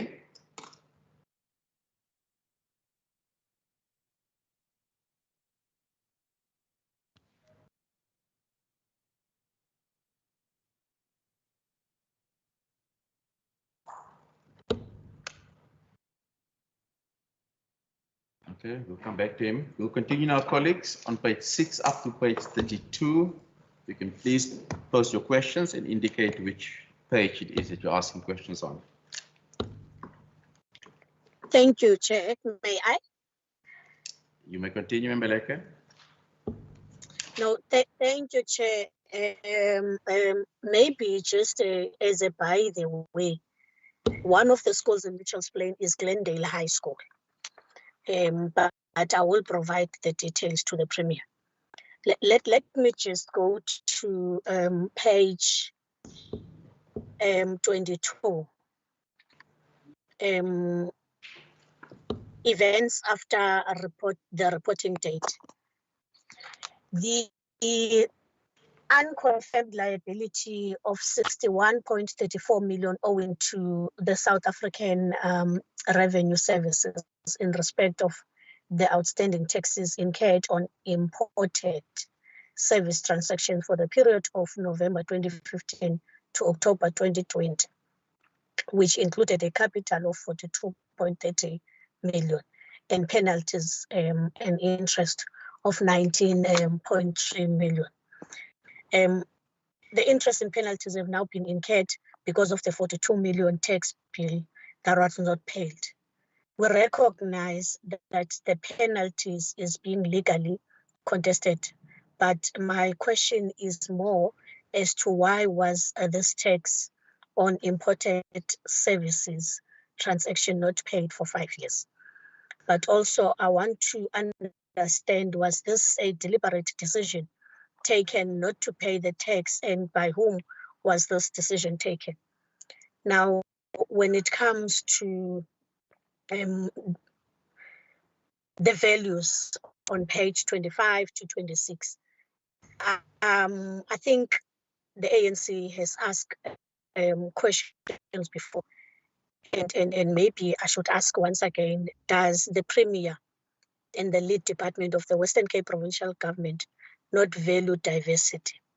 Is diversity not a value to which this department aspires? Moving further, maybe, Chair, to page 39, if I may. Yes, you may go. On 2.2, service delivery improvement plan. I want to understand, Chair, based on main services and standard, Cape Access and e-center operations and e-government channel, if there was an opportunity to test the innovation and e-system produced by the provincial government. It was now during the COVID-19 and lockdown and COVID-19. Seemingly the lockdown is being blamed for low performance in numbers of those using services. Now, can we really, Chair, get the department to give us an understanding if these services has been a failure in our poorer areas? Thank you, Chair. Thank you. Members, any other questions for you on page 6 up to page 32? Member Allen. Thank you, Chairperson. Premier, I didn't mention earlier, I do want to say in terms of the report and meeting 100% of the targets that I've noted on one of the pages, that is highly commendable. The last paragraph on page 16. My questions, just to double check, I appreciate the question, the answer in terms of bad debts that were written off, as per Member Leke's question. Can I get an understanding, DG, if the department is able to indicate to what extent training programs, awareness sessions, and collaboration between line functions and SMC officials played a role in mitigating irregular expenditure across the department. I think that is key, considering even though it's a low amount, just to get an understanding on that. Further to the question, and then Premier, I always welcome gifts and donations. I see on page number 21, a 12.3 million rand were received from various businesses in order to help and assist. Are you able to speak in terms of the engagement in that, in fostering those relationships with the private sector in order to assist government with with finances and with gifts in kind, obviously considering the budgetary constraints that we do have. And then page number 13, sorry, I'm going back, Chair. I think it's the one line in terms of supporting the safety priority. And the Premier's department did amazing work in fostering working relationships with all stakeholders in the safety fraternity, and how the video conferencing helped to continue to do what we needed to do in terms of safety. And if the Premier can just elaborate on that and the engagement with the Provincial Disaster Management Centre. I think that will be useful. We continue to foster the relationships with all those in the safety fraternity. That's all for now. Thank you. Thank you. Member Bartman. Thank you, Chair. Chair, I also have a question on the SARS and the VAT issue, but I was hoping to wait to Part D on page 116. So I'm not sure if I'm allowed to add on to Member Patlekker's question now, or if you would like me to wait until Part D. You can go on, it's fine. Okay. Related to the SARS and VAT, on page 116, when we look at the earmarked funds to cover the Microsoft VAT and the currency rate of exchange, it speaks there in the reasons and the measures taken that it's due to the fact that the SARS VAT Act described the new levy and on imported services, as well as that obviously this was then not present previously. So I just wanted to find out, my understanding was that government departments get exempted from things like VAT on foreign services and products and things like that. When did SARS implement this? And why are they not exempting government services? Are we not able to write to the National Treasury and ask that SARS exempts government departments and entities from this VAT? Because to my knowledge, we didn't need to do this previously. And this obviously increases the price that we're then paying on things like Microsoft, which we need for the digital economy, which we need for e-innovation. And when we speak about digital technology in the current environment that we are in the current economic environment, it is the bread and butter of government services. Thank you. Thank you. Colleagues, there's no more further questions. I'll head over to the department. I'll go first, Chair. Thank you very much. Thanks for those questions. I think my first comment would be to the Honourable Patlecker. Yes, we do take equity seriously, but I'll let the DG sort of talk a bit further on that in the plan. I also think the question around rolling out, and I will get clarity on it, I think lockdown was more about the ability to get out there and roll out further connectivity. But the performance on the existing connectivity, you'll see. I mean, that's clear, but we can also probably get some more comment on that. Then the question around the donations and gifts. I mean, obviously, you know, in this time of COVID-19, that's primarily all these gifts are focusing on how, as a region, we really managed to you know, deal with this pandemic.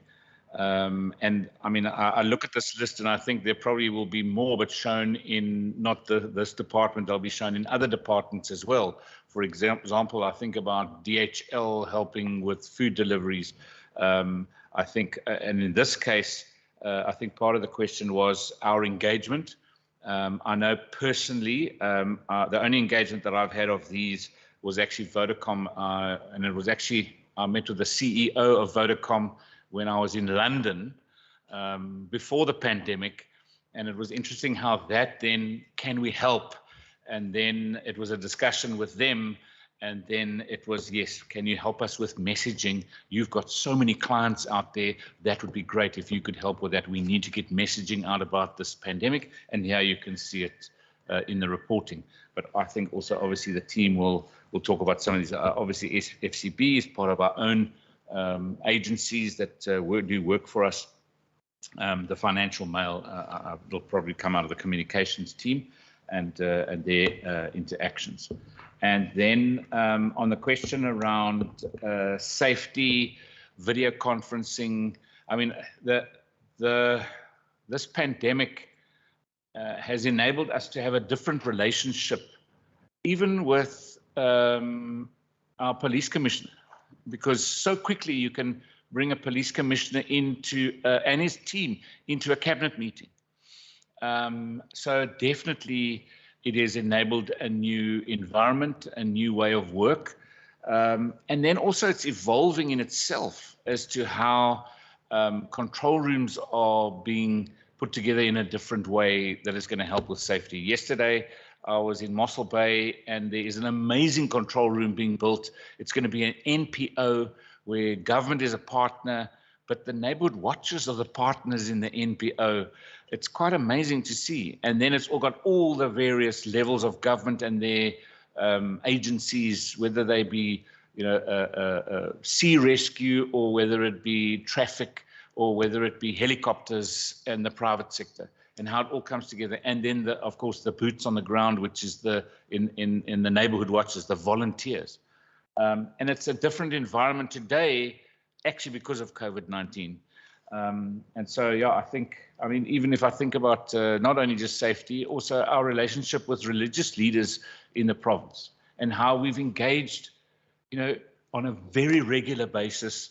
We have 3 of the ministers are tasked with, a regular engagement. Generally, it's a Friday evening, and there's engagement across all the religious leaders of the province, because it became part of how we came together as society. So from a safety point of view, from linking to and our relationship with SAPs versus neighborhood watchers and CPFs, definitely, and technology has definitely played a role in that. Would you have it here? Yeah. Premier, thank you. I mean, there's been a couple of questions. Premier's already responded to the issue around gifts and donations. I think from our side, what I want to bring to the committee's attention is, obviously we've got detailed processes in place. So we've got a gift policy, we've got a gift register. We make full disclosure, and whenever anybody wants to, give us something, we make sure that there's no requirement for any, let's call it, return from government in any matter. So it's not, I'm giving you this in return for that. I mean, those things are not on, and we, make sure that it doesn't happen. And as you can see, Chair, we make full disclosure of all those matters. On the questions raised by Member Lecker around diversity, I can definitely confirm, as an accounting officer, we value diversity. And I mean, the diversity cuts across race, color, gender. I mean, I've got a firm belief, if your institution is diverse, you've got a diverse community, you are just much more able to respond. So as a senior management team, in our appointments, in the way that we conduct our business, in the programs that we're running in the department, because it's not only about appointments, so whether we run diversity programs, whether we run programs relating to men's health, as an example, or programs within the female environment, we cut across the entire department and also as part of our service. So diversity is definitely key for us as a department, and we will strive. I mean, we've got an employment equity plan. That plan covers a period of 5 years generally, Chair, and we're progressively making progress, on that. And it's not just only on certain levels, but we look across the entire government level. What's also key, I think, for me as an accounting officer, is how do we build the next cadre of people in our department? So how do we build our own timber, develop our own timber, look at the staff that is there internally, and obviously within that, create the necessary opportunity for people to grow, to achieve, some of our targets, as it relates to particularly EE and dealing with the issue around diversity. On the second question raised by Member Lecker on page 39 particularly, and that relates to obviously the Cape Access Centre, I think Premier has responded. The key thing there, Chair, is the issue of access. I mean, remember we started in lockdown level 5 when everything was basically closed down. And then we progressively moved on through the different levels, but also the different levels also restricted, obviously, access to these centres. Many of these centres were closed in certain communities. And you can see, Chair, notwithstanding that, we've been able to provide e-skills opportunities and also access to some of the sessions to the tune of close to about 160 million. If you would like the detail, Chair, in relation to where exactly that took place, we can gladly do that. But it was really an issue of us not having access to some of these e-centres. I think we've got 75 of the e-centres, and I mean, Hilton can also indicate to you that even from our side, we've even engaged with some of the municipalities. Because remember, in a lot of these cases, these buildings don't actually belong to us as government. We, in most cases, tag on to either a Tusong Centre or we tag on to a building that belongs to a municipality. So we don't have actually full control of all of that. And obviously, given the restrictions, I mean, everybody, had to make sure that they comply, to the different COVID restrictions. But again, I mean, our Cape Access Centres is a flagship. I mean, I've went to one of them yesterday. You talk to the people, and they give you these wonderful stories of what opportunities get created through these Cape Access Centres. They go there, they can access their schoolwork, they can apply for jobs, they can do things which they ordinarily would not be able to do, in their own homes. And obviously, what we want to do as a next step is actually to expand the Cape Access Centres to work much more closer with the municipalities. It's about taking the services to people in the most rural areas. And we've got the same agenda as it comes to broadband. And I mean, Hilton can talk about it. I mean, 3 weeks ago, we had a meeting with our service provider. In fact, we've sanctioned them to come to us.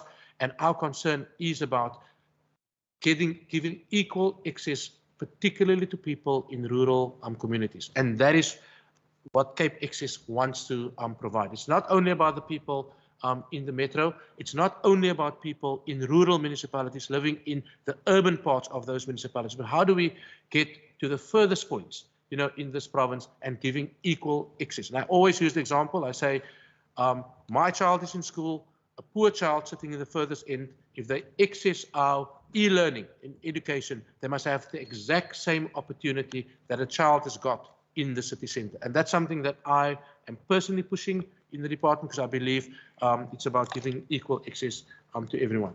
Then, Chair, on the comments raised by Member Allen, I mean, thank you. I mean, we have achieved all our indicators. It's not been an easy task, as I've said initially. And I mean, that's only because of a very committed team of managers, as well as obviously committed staff to deliver on those indicators throughout the year. Then I'm sure Driekus can talk about what do we put in place. I can confirm that we are, Member Allen, looking very seriously around our governance arrangements. So if we pick up any irregularity, irregular expenditure, or fruitless and wasteful, it goes through a full investigation process. There are recommendations that's been made. And in fact, and I mean, my team knows it. I sometimes talk about it internally. It doesn't matter the amount. It's about the principle and the signal that we are sending. Also, Chair, sometimes mistakes do happen. And I mean, we look at obviously each issue, each individual case on its own, and we then apply appropriate sanction. Because obviously, you've seen also the note when we go to the Provincial Treasury, they want to know, what is it that we've done internally. It's a learning environment. Sometimes people make mistakes, but you learn through those mistakes. So it's not about breaking down the people, but it's about building the capacity and understanding what has actually taken place. I think Premier spoke about the safety priority supporting Member Allen.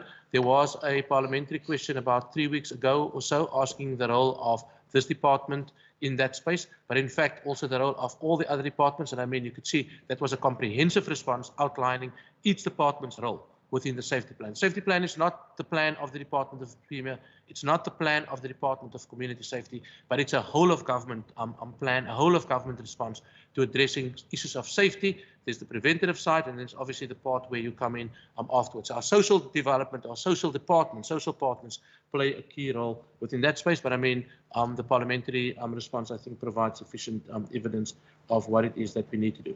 So the last issue that remains is I'm going to ask Driekus just to respond to the whole issue around VAT. The chair of the budget committee also raised the issue around, obviously, the issue around exchange control. That is a discussion that we're having with Treasury all the time. It's about managing the risk. You know, whatever happens in the exchange control environment, it's not under our control, really. What we do, however, internally, we're not just passing the risk to the center, but we're watching the rate of exchange closely, and we're using the appropriate time to obviously make those key payments to particularly Microsoft. And then obviously the issue around imported services. The main principle there is to make South African companies competitive. I mean, imagine you can buy a service from an overseas client at 14% or 15% less than the price that somebody can deliver that service for you locally, and particularly within the consulting environment. That's really the key issue here, is to make our South African people much more competitive, and that's why SARS brought in the whole issue around paying VAT or input tax on the whole concept of imported services. I must also say here that we've gone through an extensive process, obviously also supported by legal services. There's been many letters that's been written to SARS.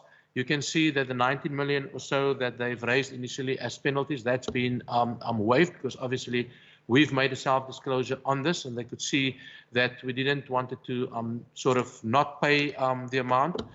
In fact, Driekus can also indicate we've even gone back further than what was originally indicated by SARS to make sure, you know, that we cover all our liabilities. We've raised the matter with PT, and we've then received the appropriate funding from PT.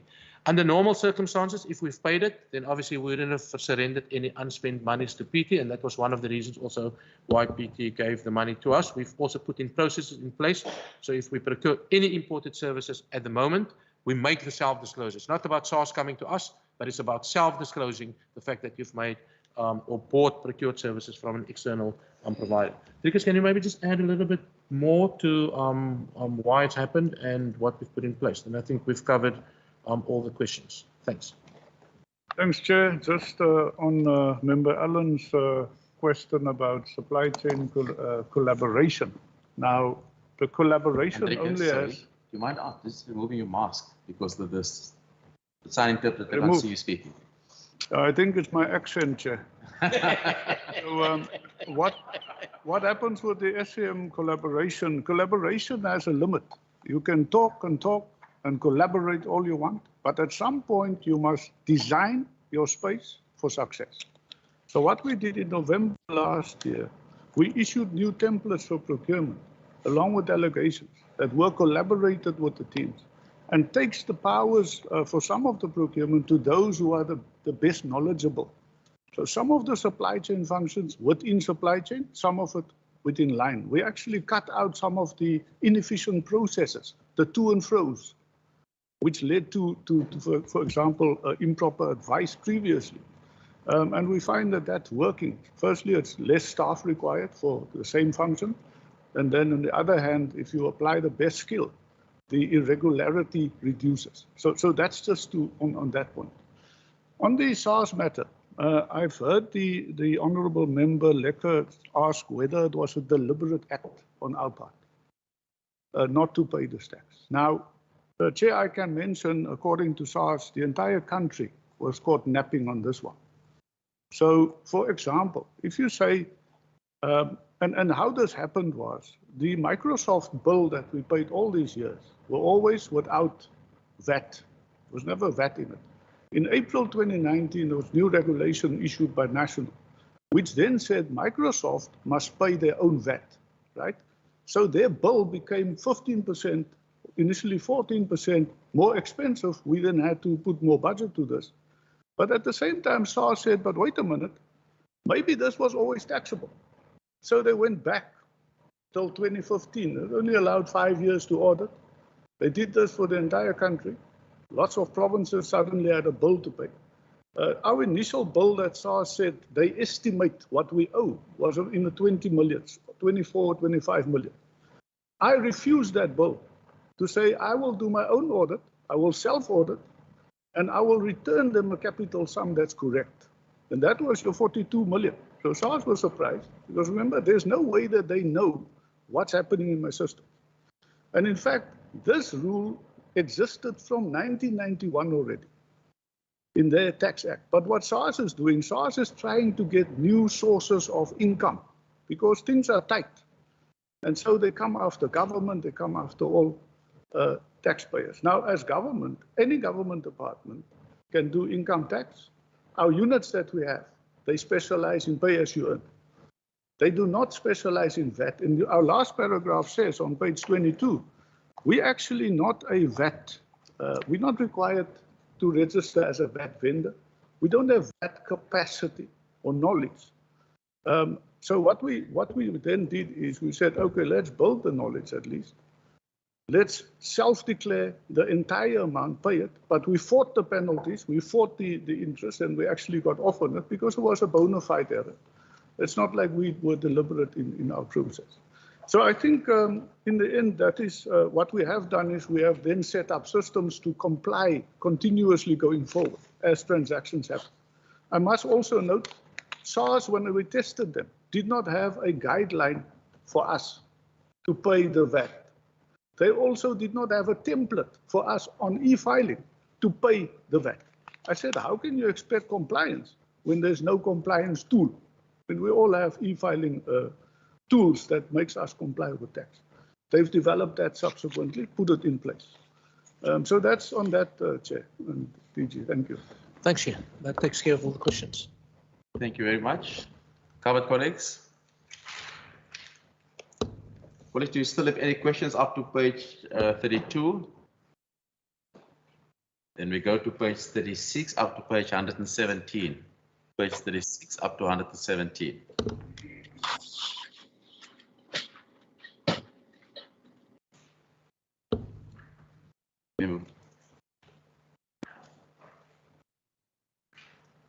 Hand. No. Or a button or hand up. No? Oh, so you can go, it's fine. Go. So in part B, under the program of e-innovation, which Give us is, a page number, please. Okay, the program is e-innovation, but let me just quickly give it to you. It's page 82, program 4, Center for E-Innovation.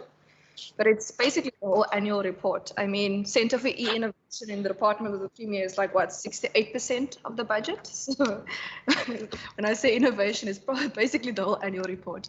But anyway, in terms of e-innovation, what is the relationship between this program and the program of digital economy in DDAT, as well as curriculum, skills development, and access to education in the education programs, such as, for example, robotics and coding?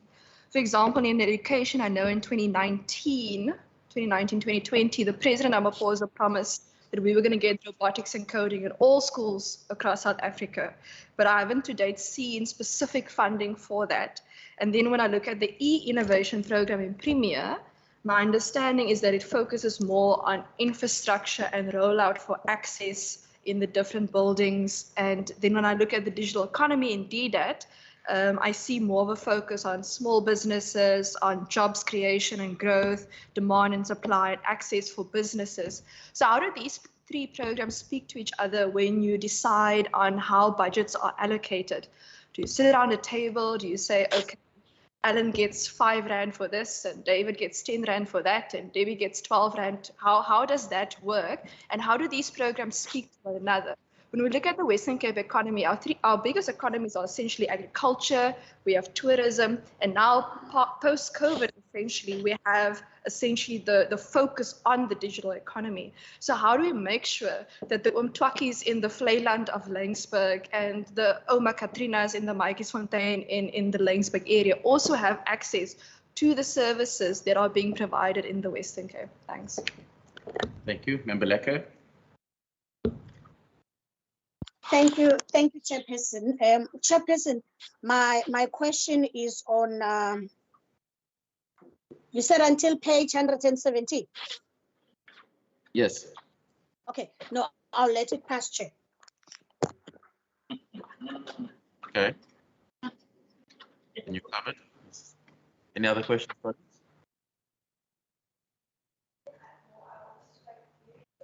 Okay. Don't be reserved. Don't be reserved, Member Bartman. Okay, I wanted to give everyone a chance. You know, I'm not a permanent member on this committee, so I thought, okay, Deirdre, hold back. But anyway, okay, then on page 86.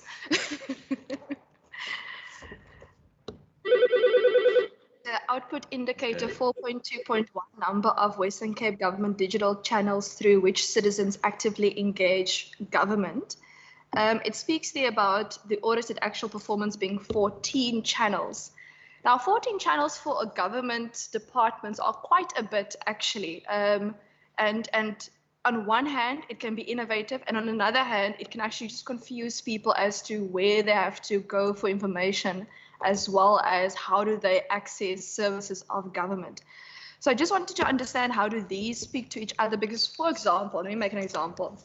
In Laingsburg, we assist, and this is a personal project of ours, we assist students with applying for post-school applications. But for example, on the health vacancy and applications website, you have a specific profile you have to open up and specific things you have to enter. And on the education one, when you apply for jobs, you have a specific profile that you have to open up. And everything else, you also have a specific profile you have to open up. So for example, when you're just applying for a job in the Western Cape government, there are various different channels that you have to access. And it's the same with services. When you look at DDAT, for example, when you access the free coding and the free internet services and things that you can study, the I Can Learn, when you access Premier, and education has like 3 websites that you can go on for your post-school homework. How do these speak to one another so that people don't necessarily fall through the cracks when it comes to accessing those governmental services? Then in terms of, sorry, now I'm jumping back. Okay. So now I'm jumping back to page 82 in terms of optimization of the citizen services. I want to understand, in the past, this is essentially the COVID annual report in the past year. But in this annual report of this past year, we also had this significant impact of Eskom and load shedding. And if 69% of this budget is e-innovation, what has been the impact of Eskom and load shedding on this particular program and this budget and this department? I mean, is currently in my area where I live, load shedding started at 10 o'clock, which meant Deirdre Bartman had to drive an hour and a half to Parliament to be at the select committee on Premier in order to ask her questions, because otherwise I would not have had signal at all. And that's a minor thing in comparison with the daily lives that people have to go through. Is Eskom going to upgrade their transformers for our areas so that people have more access? What has the impact been on this program? And what is the way going forward? Because we can't be in blackouts whole day, every day, but we're spending so much money on trying to get the digital economy up and running. And then finally, the Premier mentioned that we need to leapfrog world economies. And I just want to know, in terms of what he said then, and it's more to do with the actual budgetary amount, because this department gets about 1.6 billion rand. It's not that much in comparison to other budgets in the province. So what does this department need in order to leapfrog into those world economies, and how much will that cost? Because something I always tell people is like, okay, we complain at the, we complain in church and we complain at the dinner table, but no one is telling me, Deirdre, we need 2 million rand. You know, no one is saying, Deirdre, here's the letter that we're going to send to this department. Or no one is saying, okay, we're going to put together the list of things that we need to get to where we want to be. How much is it going to cost for us to say the Western Cape is a world-class digital economy from point A to point B of the province? Thank you. Thank you. Member Regan Allen. Thank you, Chairperson. I know Mr. Orense has touched on the Cape Access Centres and we have visited a number. Do we have a form of evaluation and feedback and service being conducted to ascertain exactly how those that are using those centres are benefiting from it? That is my first one. And then, Chairperson, in terms of the target, I think 423, pages 86 and 7. There was an overachievement of that target, which should be commended. So I just want to double check in terms of that one. So we know that once targets are exceeded, have we experienced any capacity constraints in terms of what we can do? Then the second one, there's a number of no, that's just I want to commend in terms of the overachievement in terms of almost 300% when government fast-tracked the response to the COVID-19 situation and staff needed to work from home. That was probably a grueling task to undertake. So that's all from me for now. Thank you. And lastly, Member Lekker. And we'll come back to you, Member.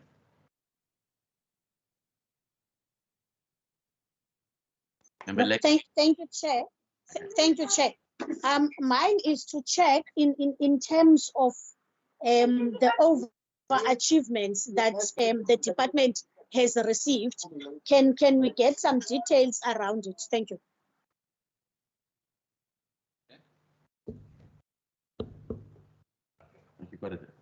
Member Brankheid. Thank you very much, Chair. Chair, I see that e-skills is well covered in the Cape Access Centres, but I do notice absence of any business types of skills that is imparted at these centres. So going forward, if we can see more business type of skills being imparted and being shared at these Cape Access Centres, that will be very, very welcome. Yes, thank you very much. Thank you very much. Colleagues, I'm going to close the section up to 117. I think we've asked quite a bit of questions on this, and I hand over to the Premier Minister's team. Let the team go first, and I'll mop up with this. Chair, no, thanks. I mean, many of the questions relates basically to Program 4. And maybe I should respond first to the question that was raised by Member Lekker. I mean, all our overachievements have been as indicated in the annual report. So maybe I'm just going to touch on Program 4 quite quickly. Then, I mean, the others are quite easy. We can actually even give you a table. In fact, I've got one page here that just indicates, you know, how we've performed against our 58 targets across the different programs. I mean, Program 4 has got 16 targets, and you can see when it relates to connected governance or government, where it relates to the uptime of the system. I mean, there's been an overachievement there. I mean, our systems have almost been up 100%, 99.94% of the entire time. There's an overachievement on the availability of our network, 99.1%. Then there are overachievements set out on page number 88 in the areas of providing stable broadband connectivity. I think Member Bartman has also raised an issue around that, and I'll respond to that now.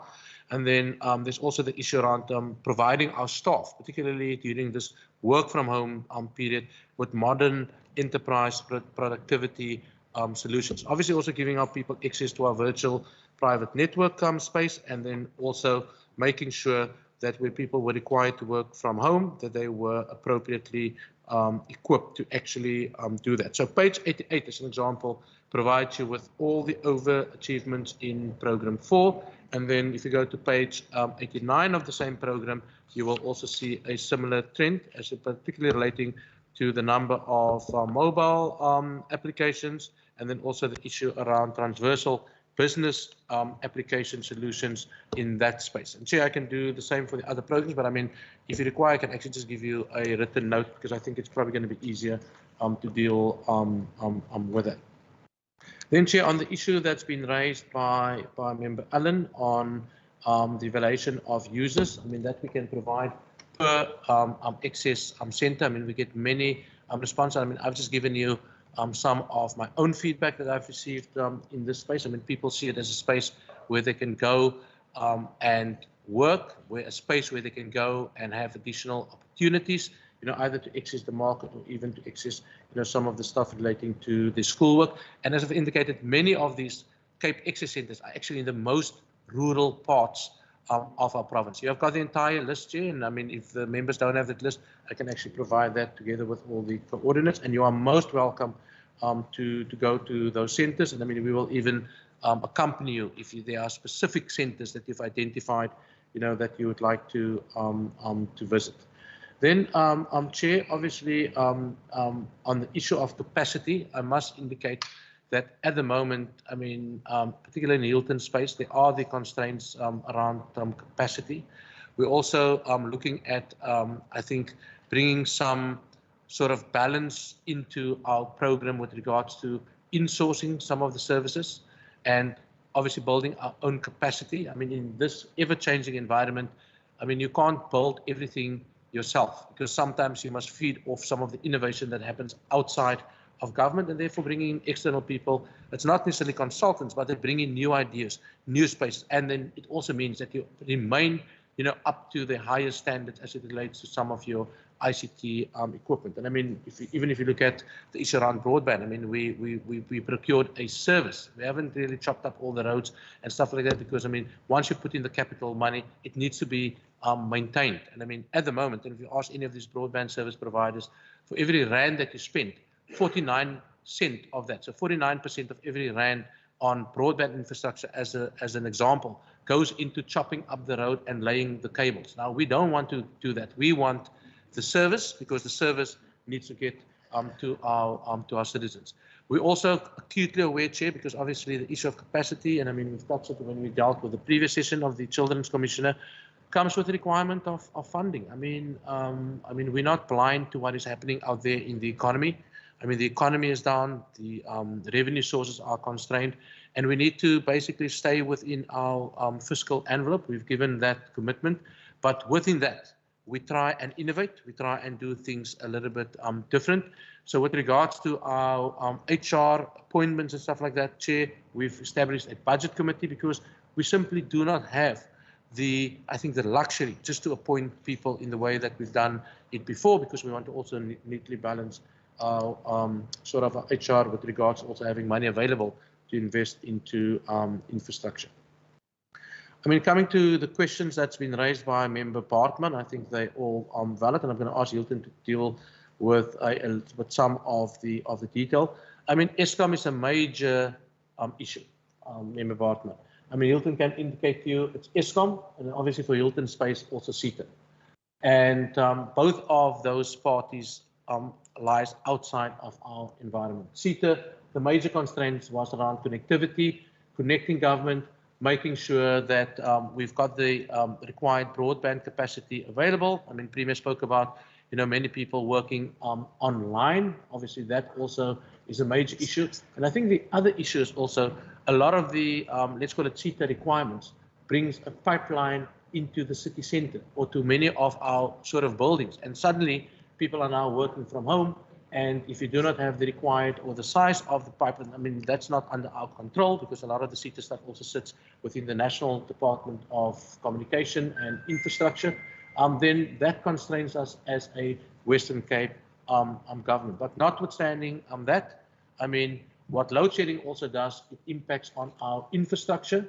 I mean, some of our switches, the routers, and some of those things, Hilton, I'm starting to talk IT language now, are impacted, you know, by this whole issue around load shedding. Obviously, what makes it even worse, it's not just load shedding now in times or, you know, during periods when staff are not at work or when work are not conducted. We all know now that the load shedding runs across the day. So if you don't have the necessary backup power, if you don't have the necessary equipment to protect your system, sometimes you've got those things, but with the load shedding and the number of load shedding, it gets past those things and destroy our much needed infrastructure. But the team is working hard. I mean, we've got a very competent CI team, making sure that obviously where we've got all our major servers, like in the observatory area and all of those things are protected. Obviously, what's also added to it, Hilton, is the issue around appropriate air conditioning and temperature in those server rooms.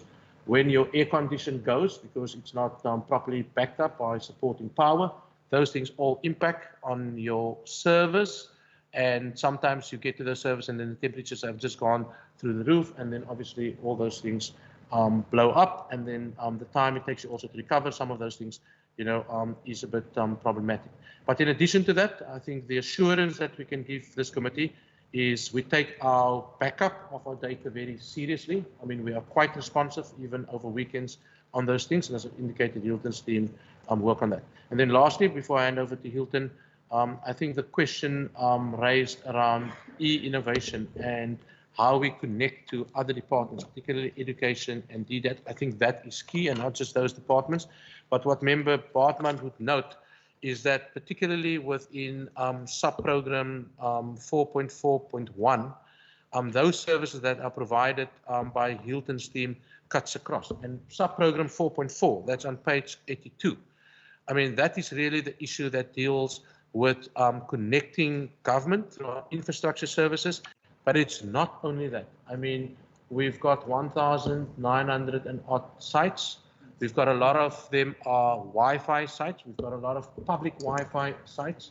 So I always encourage the team, whenever you want to go onto those public Wi-Fi sites, please, whenever you get to a government building, see if you can get onto the Wi-Fi sites, because then we can keep, Liquid Neotel accountable for those things. So the public access those points, and we actually try and also take those points, so those Wi-Fi hotspot sites for citizens, into our communities. Now, in that program, as an example, the Department of Economic Development and Tourism have been instrumental. In fact, the Wi-Fi program, as it relates to municipalities, connecting municipality buildings and intermunicipal areas, the Department of Economic Development plays a key role, particularly in that space. And I mean, I can do the same for the others. I mean, Hilton has got a dedicated team working with education, not just in relation to e-learning or the hardcore infrastructure issues, but also in relation to access, in relation to analytics around the data, in relation to responding to the school, and making sure that wherever we roll out broadband connectivity, I mean, we're upping our broadband connectivity now to almost 1 gig in October next year per second. And a lot of that is to do with enabling schools, etc., to deliver programs around robotics, because I mean, you need to have the necessary Wi-Fi connectivity and bandwidth really to deal with some of those things. Hilton, will you then maybe just respond to some of the other issues? Hopefully I didn't embarrass you with my ICT knowledge. No, DG, the problem that I have is I ticked off everything that you said now, and you've almost completed the whole sheet that of the notes that I've made. So I'm not going to cover the areas that you've already covered, DG. I think the one area that I do need to cover is the 14 channels that Member Bartman raised. So, Member Bartman, we have 14 channels, and you'll see on page 39 there we have the different channels in environment, and those are the channels where citizens interact with government, where they engage us. So it's through which we engage them. It's a portal, Facebook, Twitter, LinkedIn, those specific channels. And you ask, how do these speak to one another? So our contact center coordinates all of these engagements, and they have what we call a client relationship management system. So when a person calls or logs a call, that information, the data of the person is logged onto the system, and then we manage it from the CRM solution. Your question then went further with regards to applying for certain services where I need to re-identify myself every time. So I need to provide my information for education, health, and all of those processes, the different services. So in that process, we have what we call the digital transformation plan within Western Cape Government, where we're driving a specific project called Tell Us Once, where the citizen tells us once who he or she is. It goes into our master data system, and that then gets fed into the new systems that we develop. So when you apply for a new service on any of our new systems, you do not have to re-authenticate yourself or provide that information. So it's still work in progress. We've got it for a few solutions. We've got it in place at the moment where you do not have to recapture information, but it's a process. Of course, there's also for PA requirements, all of these that we need to take into account, and we're working closely with the governance, the data governance team to get that sorted. And it's about sharing information across the different platforms, and there's a lot of integration that needs to take place at the back end. But we understand that is a challenge, and as I said, one of our digital transformation goals or objectives is to make sure that people do not have to submit that information over and over again. DG, I don't think I need to cover Eskom load shedding. I don't think I need to cover the issue of the relationships between the three departments. There's one more point on Member Brinke's in terms of the digital skills and the absence of business skills. Member Brinke's, in terms of the digital skills, when we say digital skills opportunity, it's about the skills that even businesses will require to access, to perform the functions. So what we have in the Cape Access Centers, in some of them, if you go to Prince Albert, Nice, and those centers, the newer centers, we have a business corner in there. So there'll be 3 or 4 laptops or workstations dedicated to small businesses where they can book those sessions for 2 hours. Remember the normal process within the e-centers are that you stand and you queue and you get 45-minute slot. For a businessman, he can't stand and queue to get 45 minutes.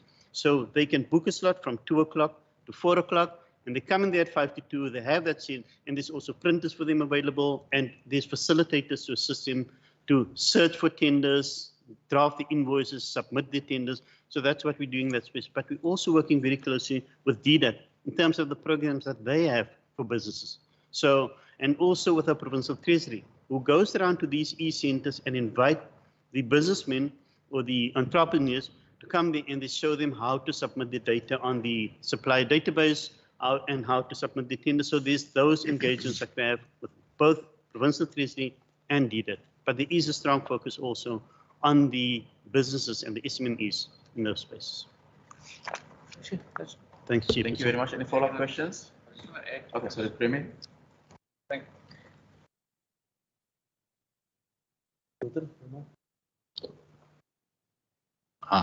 Thank you, Chair. Just to maybe add on 1 or 2 of those questions. I think DG did answer the one about, how do we tie all this together? And that's why we have these MTech processes to make sure that those budgets are aligned. And of course, that's what Treasury is looking at. The Children's Commissioner is going to be applying for more funding. .P is going to be applying for more funding. Education is going to be, and those MTech processes, but Treasury really goes to have a look at how we're going to divide up, the small amount of money with these big amounts of applications. We get the best sort of overlay of results by department, especially looking at this environment of access, this environment of this new world that we've got the possibility of leapfrogging into. The honourable member asked about how much money would it cost for us to get to where we want to get to. I mean, I don't know what that calculation would be, but it would be astronomical. But really what we do as a government is create an enabling environment. I mean, that's really what we've got to do. And so in the ICT tech environment, I mean, I've been really thinking about it in the last while on that enabling environment, the broadband rollout. Even before the broadband rollout, those incubators that were started 12 years ago, incubators started the bandwidth barn, then it moved on to the barn in Khayelitsha, then it moved on to the ICANN Centre in Elsie's River, then it moved on to the Cape Access Centres. And so all of these access points started to roll out at the same time. 3.5 billion rand put into a budget of how do we get that connectivity right, connecting government, that's schools, municipalities, etc., but also creating that ecosystem of opportunity for the private sector. And I mean, I look at that journey from those initial bandwidth barn days to today, where if I look around the bandwidth barn, I have a look at Amazon Web Services, where cloud computing actually got its foundational development that the whole world uses. It comes from this region. Amazon Web Services were doing the work here on that.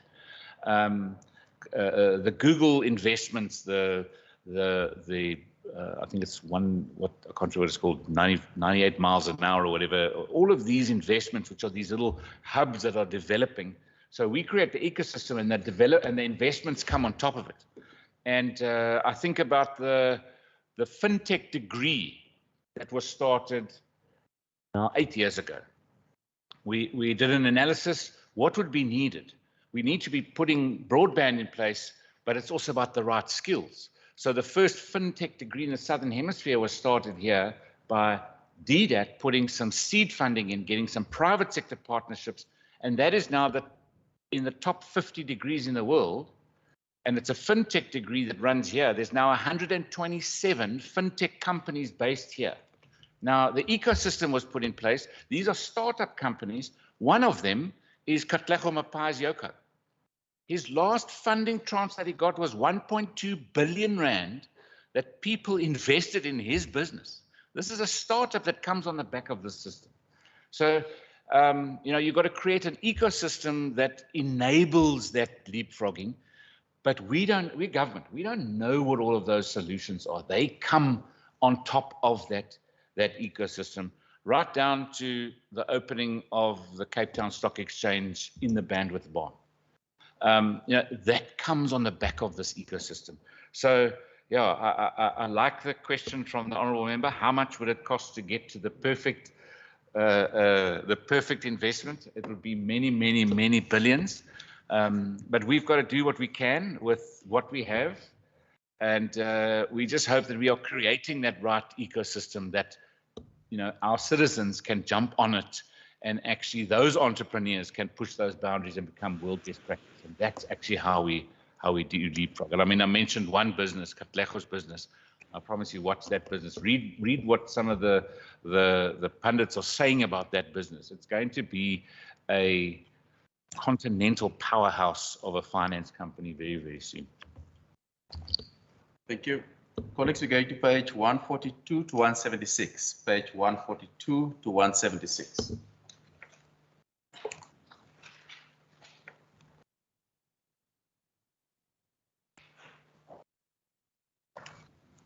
I see Member Vartman.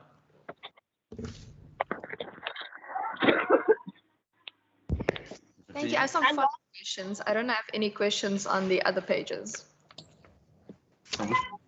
May I come in, sir? Just hang on, Member Lecker, please. Member Bartmans again.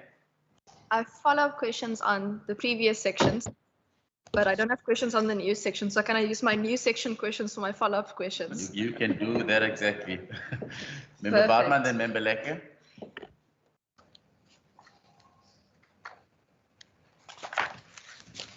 Thank you so much.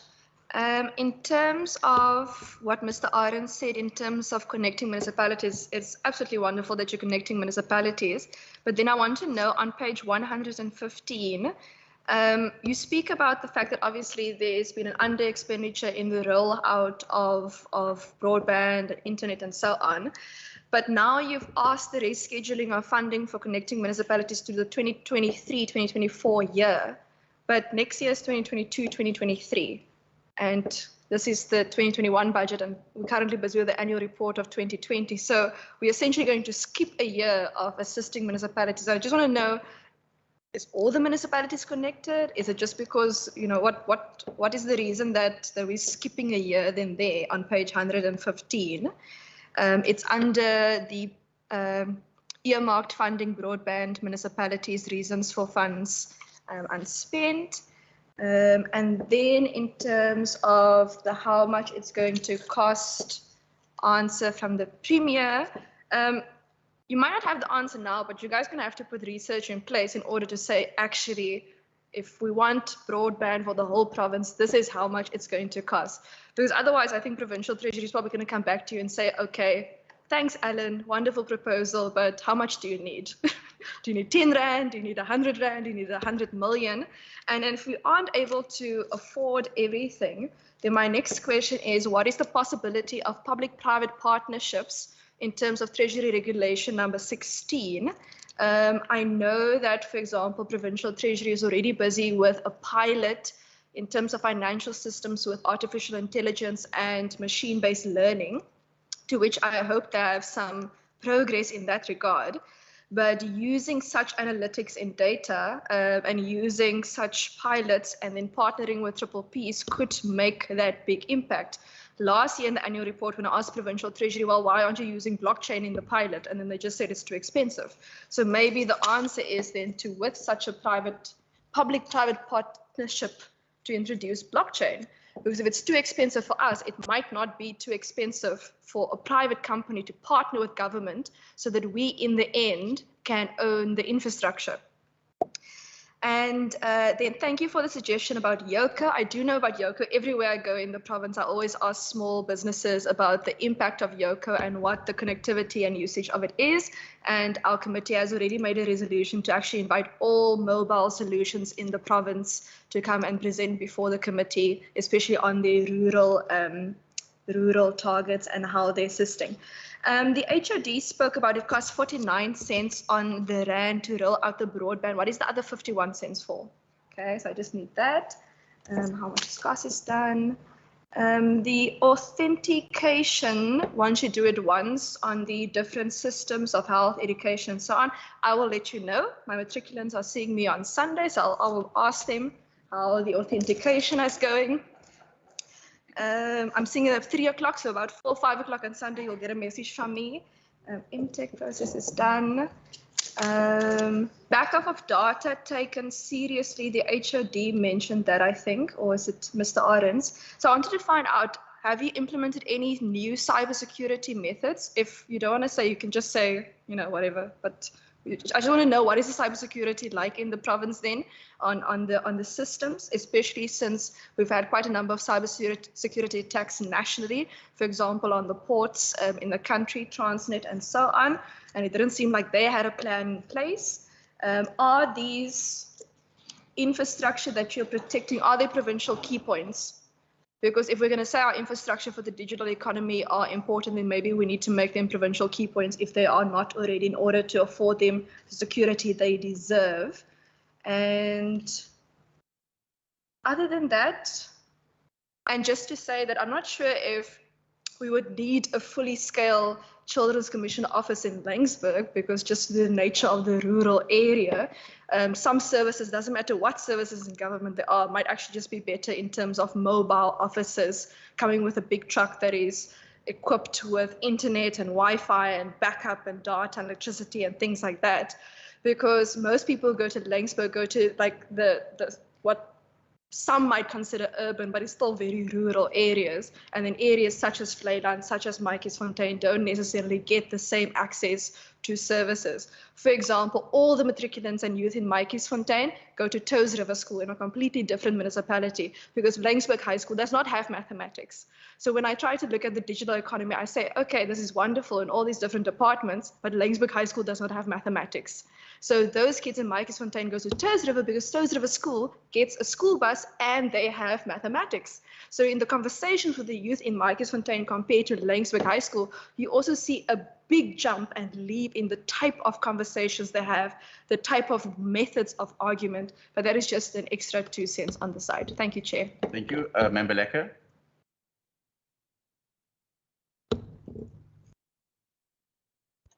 Thank you, Chair. Am I audible enough, Chair?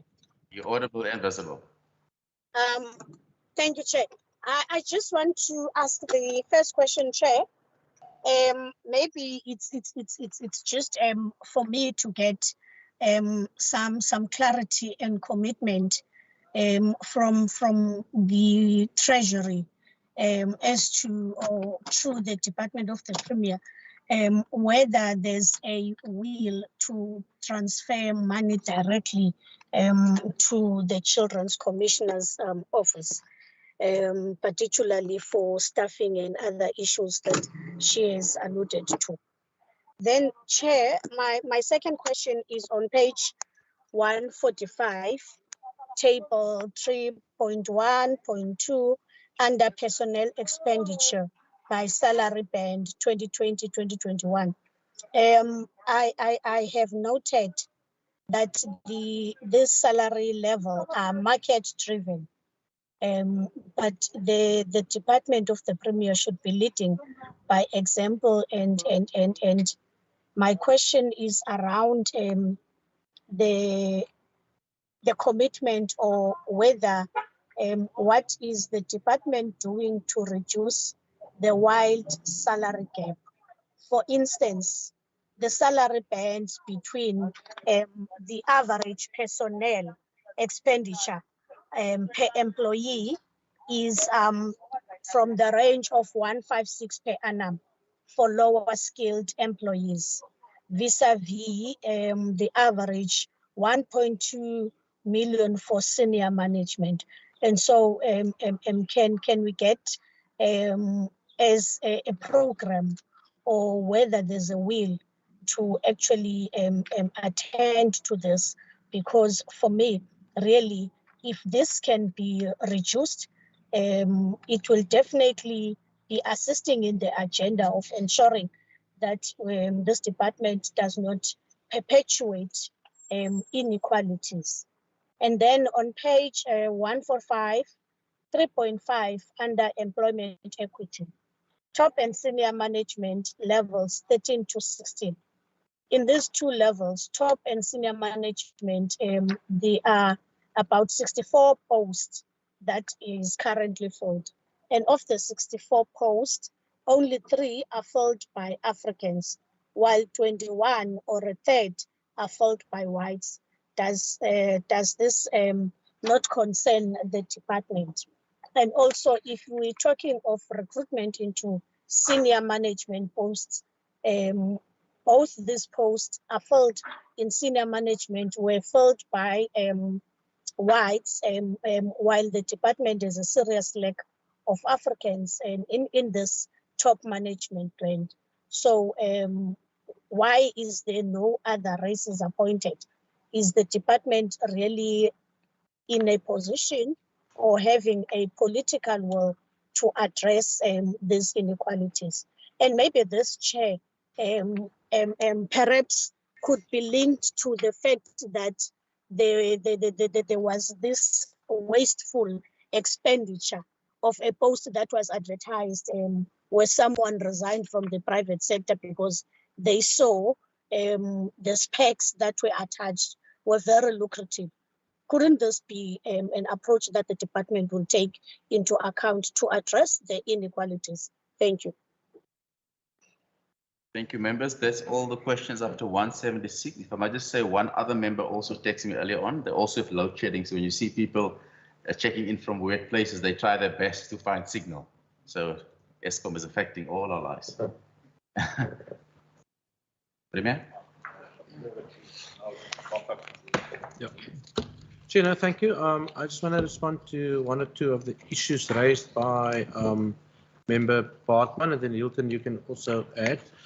I mean, on the issue around the split in cost, I mean, my reference to plus minus 49 cent. I mean, that obviously that's been picked up, you know, by a municipality now that's trying to also roll out their own broadband. Obviously, the remaining more or less 51% of expenditure of broadband relates to, you know, the services, paying people salaries, you know, because obviously once you've chopped out the road and you've put in the pipes, you need to maintain and service, you know, that pipeline. So it's really relating to those other expenditures. But I think the point I wanted to make, you know, by saying it's about 49% of your investment goes into chopping up the road and all that capital infrastructure is that it's not a cheap service to provide. So once you a service provider, or let's call it an ISP, that wants to provide this kind of service, and you want to play in that game of, you know, the telecoms and all these places, your investment initially goes into infrastructure. So if you look at our 10-year broadband plan, I mean, there's still some investment into infrastructure, but most of the initial investment, where the big money was spent, went into getting those pipes underneath on the ground. So that's, I think, the point that I wanted to make. Then on the issue of the triple P, I think, I mean, I take that point.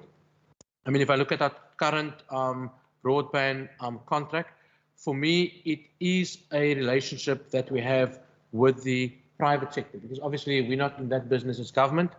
It's not the same as your triple P arrangement under Regulation 16, because I think if you look at the service like that, the key thing under Regulation 16 is to look at the issue of risk transfer. So what is that service that you deliver as government that's got a substantial amount of risk that you would like to transfer to somebody that you believe can manage that risk much better, and you pay a premium for that, because it's like insurance that you buy, because obviously that person buys the risk. So, but I think the point that Member Bartman is making is, given the constrained environment overall, we should probably explore more of these initiatives. But I think within the broadband space, it will be very, very difficult, because that's typically a service that government must provide. And in fact, we've built in risk transfer issues within the contractual arrangement that we've got with Liquid Neotel at the moment. So when they don't deliver a service or sites are not connected, in fact, we penalize them for that, and the team is doing monthly analysis on which sites have been up and which sites have been down. And I mean, you can even see that we're tracking on that issue. So Hilton, you can maybe also respond to some of these other issues. And I mean, if there are particular issues in Laingsburg, maybe Member Bartman can maybe send them through to me. I mean, if there are particular issues that you require, particularly in that area. And maybe from my side, maybe a tip, given the fact that Member Bartman talks about Laingsburg and what's going on there in some of these rural areas. We had a similar example in Saldanha, where you've got a Saldanha school that need to train people that needs to go into the maritime environment, but nobody there actually takes mathematics, or there's no maritime science that's been provided by the school. And maybe, you know, we can maybe refer Member Bartman to people, particularly in the Department of Economic Development and Tourism, that have actually developed a model. So today, you know, you've got the Maritime School in Simonstown, and there are students there now, you know, that actually comes from the Saldanha area. But it started with identifying the problem, no mathematics, no maritime science, but yet you want to send people into an area like that, so you're not going to be able to recruit people from the local space. So we can share some of those learnings, and I'm sure some of those learnings can be taken into some of these rural areas where Member Bartman is particularly responsible for that. Chair, on the issues raised by Member Lekker on the issue around the Children's Commission, I think the Premier have responded in his way. It is not as easy as that, as just making a transfer payment to an entity that's not a vote as yet. I think we need to go and do a proper assessment, and then look at whether we fulfill the governance requirements as set out in the law. I mean, the law is written in a particular way, and obviously we need to look at some of those particular issues. And I think for now, I mean, we've got a financial arrangement. As I've responded previously, the Children Commission is independent. They report directly to Cabinet to Parliament on their activities, but the financial arrangements are different. And we've got other examples, best practices. Premier refers to the police ombudsman and some other examples.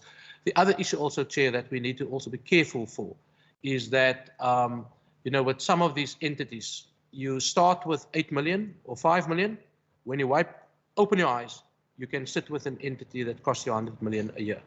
And that, I think, is something that we also need to take into account, consider. So start with the end in mind, and then you work backwards and say, what is the appropriate mechanism to deliver on the outcomes that you want to achieve by having some of these independent institutions, rather than, just wanting to create some of these institutions separately, just to get around some of the financial governance issues, which I firmly believe can be dealt with in different ways. But again, as I've indicated earlier, that's not my decision to make. That's a decision of Parliament. But I think those are the risk issues that needs to be considered. So ask yourself, what's the benefit, and what are you not getting now, and what is it that you're going to get in the future by having a different arrangement, and how much is that going to cost?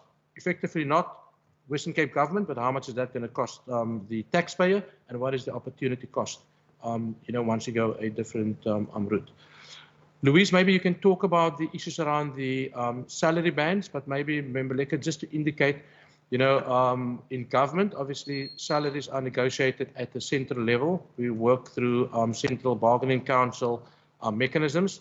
In this department, and why you probably see the big difference in relation to the different salary levels, we've got a huge amount of staff sitting in the category of professional, qualified and experienced specialist within the mid-management level, and then also, a fair amount sitting under your kind of supervisory levels, like your, let's call it technical, academically qualified people. But most of our staff members across the different programs, are professional staff, and they are in the upper bands of the middle management level. So it's between level 9s and basically level 12, and then we've got a sizable amount of senior managers needing to take responsibility for some key functions in this department. And that obviously contributes to the issue around seeing the big differentiation across the different salary bands.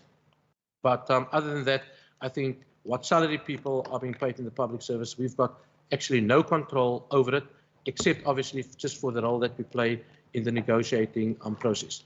Then lastly, Member Leka, I have responded to the issue of diversity. I'm quite serious about the issue. We are not happy with the low number of African people that we've got in our department. That's not even debatable. That is something that we are looking at. We are not happy with, I think, in some areas, the issue around diversity, but there are major constraints. And I want to highlight the constraints that we've got to address that. We've got an EE plan that is targeted to addressing some of those issues. I had a discussion this morning with one of the DDGs as an example. We have a senior manager position, an example that was vacated by an African female that have left to Johannesburg for family reasons. This lady has cried on the day that she left the system. We've gone out now on 2 occasions to advertise. We've gone through the entire process. We're saying that we need to address diversity. We are targeting trying to get an African person to fill it. Obviously, preference would be male or female African. You go through an entire list of sometimes more than 200 people, and you don't find people that either meet the minimum requirements, and now we have to look at additional ways of targeting people to get into the system, but we are committed to fill the position to actually increase on the issue of diversity. We are also constrained, Chair, by we do not have staff leaving the system a lot, particularly on senior management level. You can only look at filling positions when people leave. And then obviously there's the major constraint around just the issue of the fiscal environment. When we get our allocation letters, our COE numbers are capped. So the Treasury tells us you cannot spend more on COE. So you will even see some of the vacancies that we've got. If you go to our org structure, we are not even able to fill some of those vacancies. So the choices that we've made is that the work must continue, and there are many managers sitting in this chamber that are actually doing more work than what their job description sits on paper. So Mr. Jumat is responsible for the CSC as an example, but he also runs program 2 now. So he's responsible for the strategy part. He's responsible for the APP stuff. He looks at the data stuff in Zenith space. He runs program 3 as an example. We've got Ms. Estraser. There's no DDG in program 3. We say the work must continue. We do not have the money for it. So we need to have people to actually do that. So everyone in this department have stepped up, or they rather have stepped into the gap of providing those services where we've lost people. But I take the point that Member Leka is making, and I just want to give the commitment that we are committed towards it, because as I said in the beginning, I believe that diversity takes you further, and diversity is more than just color. It's also about building capacity, but being representative is a key component of issue around diversity. So hopefully, Chair, when things open up a bit and we can have some gaps, you will see some improvements from this department within that area, and particularly on the SMS level and throughout the entire system. Hilton, can you maybe just lastly respond to 1 or 2 issues that was raised by Member Bartman, maybe just on cybersecurity? We've got the numbers. I think you indicated last time. There are days when we get over 15,000 attacks per day on our system. That's the reality. We don't make it public, because obviously the more and more you make the stuff public, more and more people come for you. But what we put into the system at the moment is something called trip switches, Hilton. So we've got people working in the background, coming in, testing our system all the time, leave trip switches and try and see if somebody try and access our system. And hopefully those trip switches actually catch them in But you're not in supposed the to be process. public. So yeah, so we also blessed. We received some additional money also from Treasury last year to up our game on cyber security. There has been some incidents, but I mean we've dealt with it appropriately. Obviously, we have informed also the executive when those things happen, and as I've indicated, that's not a thing that you want to go on public because you just place yourself at much greater risk. So the assurance we want to give you, Chair, is that we can't say that nothing is going to go wrong, but we do our utmost best to protect the integrity of our systems because obviously we also deal, with the data of people. Thanks, DG. I'd like to follow on the cybersecurity one, and then I'll go into the question, Member Bartman, that you spoke about the amount that we've shifted to the 23-24 financial year. So cybersecurity has been elevated to a strategic risk. We manage it at the strategic level. And you would appreciate the fact that we would not want to engage on a public platform in terms of all our vulnerabilities and our weaknesses, but I'm more than happy to have if we have a closed session to inform the committee on the matters that our weaknesses that we know about and the mitigating actions that we've put in place. So as it relates to the problems that's been experienced in Transnet and Home Affairs and all of these other national departments, I do engage my counterpart in CETA, is the former CIO of Western Cape Government, Lance Williams. So if something happens, I do engage him and ask him what went wrong there so that we can be aware as to what exactly went wrong and make sure that it doesn't reoccur in our environment and strengthen our security posture. So we have a information security strategy, we have a process in place, and there's a lot of controls that are being put in place and continually being strengthened as you go along. And we also run security awareness campaigns. Now that many people are working at home, the security has now shifted to the edge where people are working at home. So you need to strengthen that environment also. And you also need to make our staff aware of what processes and protocols they need to apply to their own Wi-Fi routers and systems when they work from home. So there's a continuous awareness program in place. We do launch our own mock phishing expeditions to check how prone we are to phishing attacks and whether our staff will click on it.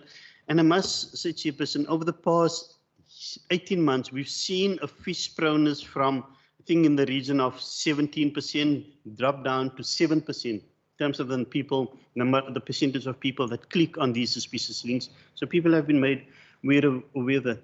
So from an information security perspective, I must also acknowledge the fact that Treasury understands the space. And when we do go to them and explain to them the challenges that we experience, and even the head of Treasury has raised some concerns about our security posture. So there's that understanding also that sometimes we might require additional funding to strengthen our tools, but that's an ongoing process. As DG said, you're only as good as your last second. We cannot guarantee there'll be no breaches tomorrow, because the cyber hackers are becoming more sophisticated, they're highly intelligent, and it's a constant risk. As it relates to the matter pertaining to the under expenditure and that we've shifted to the 23-24 financial year, it's not as that we've skipped a year, but there's a target of 1,600 sites that we need to achieve and that we would have achieved in the 22-23 financial year. However, due to the slow rollout of the broadband program, due to COVID-19, the number of sites on 100 megs per second, that has now gone into the 23-24 financial year because we can only put a Wi-Fi hotspot in a site where there's 100 megs per second or higher. So that has now shifted over to 23-24. So that's why we needed to move our Wi-Fi hotspot rollout to 23-24. And then the issue of blockchain, in terms of us owning infrastructure and blockchain infrastructure, I think it's the same as the DG indicated on broadband. You do not want to go into that space and implement something that you then have to maintain because it's in the maintenance that the cost starts spiraling.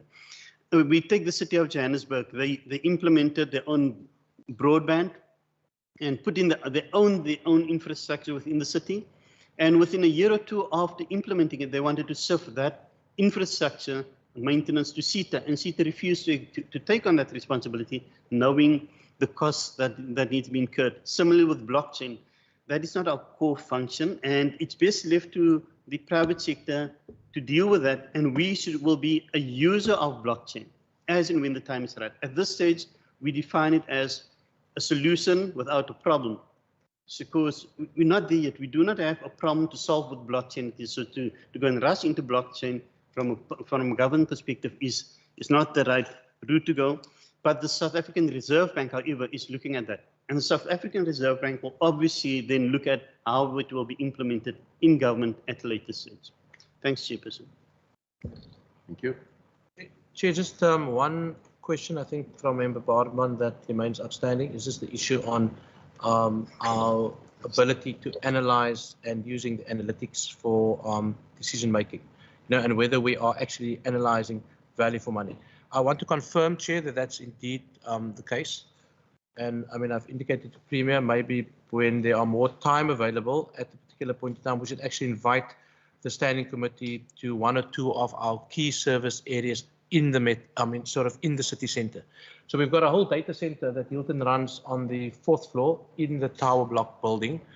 And in fact, when you enter that building, you will actually have visual sight of our entire network. What is the uptime? What is the performance of our network? And what are some of the key activities in some key areas, and also in some of the key sectors? So there's a component that is, an example, only looking at, let's call it, broadband performance within the education sector. Then you can see within the education sector, there's 1,500 schools. What's happening at each of those schools? So if there's an intervention that's required, Hilton's team can actually go into each of those areas and actually respond appropriately, because obviously he's got a lot of technical people all over in the province, and it's really by either logging a call or picking up the phone and say, be responsive to some of the areas. Given the investment, I mean, and Member Bartman's also indicated it is our biggest program, and it's also the area where we can get sort of the biggest value for money, because it's direct service delivery to the citizens. We need to look at our performance on a daily basis, and that is actually happening, as I said, currently in the system. But I will gladly take the standing committee to one or two of our areas, but I'll do that, Chair, via your office if you intend to maybe do a site visit, particularly to our department. And I mean, Hilton space is probably an area like that. We can even expand it to maybe when you're out in the field, maybe in some of the bigger municipal areas like George, etc., to go and show you what is it that we've got in the Southern Cape just in relation to CEI, because we've almost duplicated the system there, but obviously for some of those rural municipalities and schools in the non-metro area. So Member Bartman, I mean, from our side, we take your point, and I mean, we're trying to improve and up our game on a daily basis in relation to that. Thanks, Chair. Good. Thank you very much, colleagues. Member Bartman. Thank you. Just 2 comments and 1 question that's unanswered.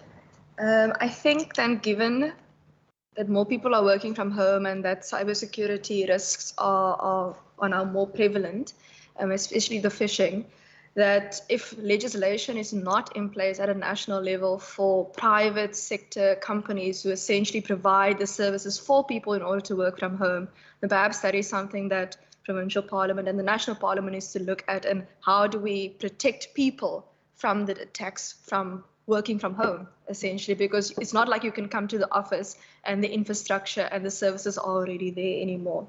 In terms of the blockchain and the implementation for analytics, I just wanted to know how Zenith felt, because I'm not sure if Zenith and the Provincial Treasury felt the same in the last budget committee that we had regarding blockchain and the pilots regarding artificial intelligence. So I would like to know some more information on that when using blockchain as a user. But if not, if there's still more information needed, I can wait. In terms of the cybersecurity, perhaps an in-camera meeting of the committee in the future might work. And then the one unanswered question I just wanted to find out was about the provincial key points. Is our digital infrastructure classified as provincial key points? If not, are they being considered as provincial key points, or key points that are essentially protected with more security than a normal building? For example, Provincial Parliament is a key point. Thanks. Thank you.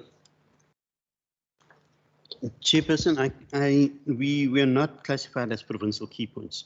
Most of our data is hosted in the cloud at this stage, so it's not necessarily on-prem. So we access the Azure cloud, and then CETA also hosts some of the data for us. And then we also have in a tier 3 data center, Liquid Telecom hosting some data for us. So that's where we're hosting our data. But very little of our data is actually hosted on-prem. We have a small network room on the 4th floor on the other side, which was our data center previously, but since we've migrated to the cloud, that risk of business disruption in that specific area has been mitigated and been reduced. Thank you very much. As this is a public hearing, I need to ask, is anybody here want to make some? So? On the blockchain. No, she was making a snide comment. She wasn't expecting an answer. No, she didn't want to respond. I stand by you too. And in the budget committee, you stand by DSRA.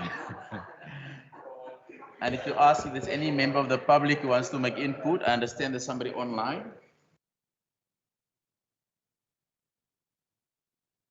Yeah.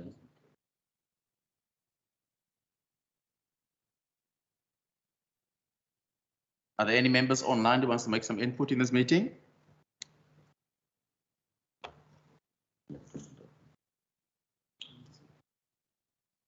Mr. Solomons, I remember you wanted to make some input.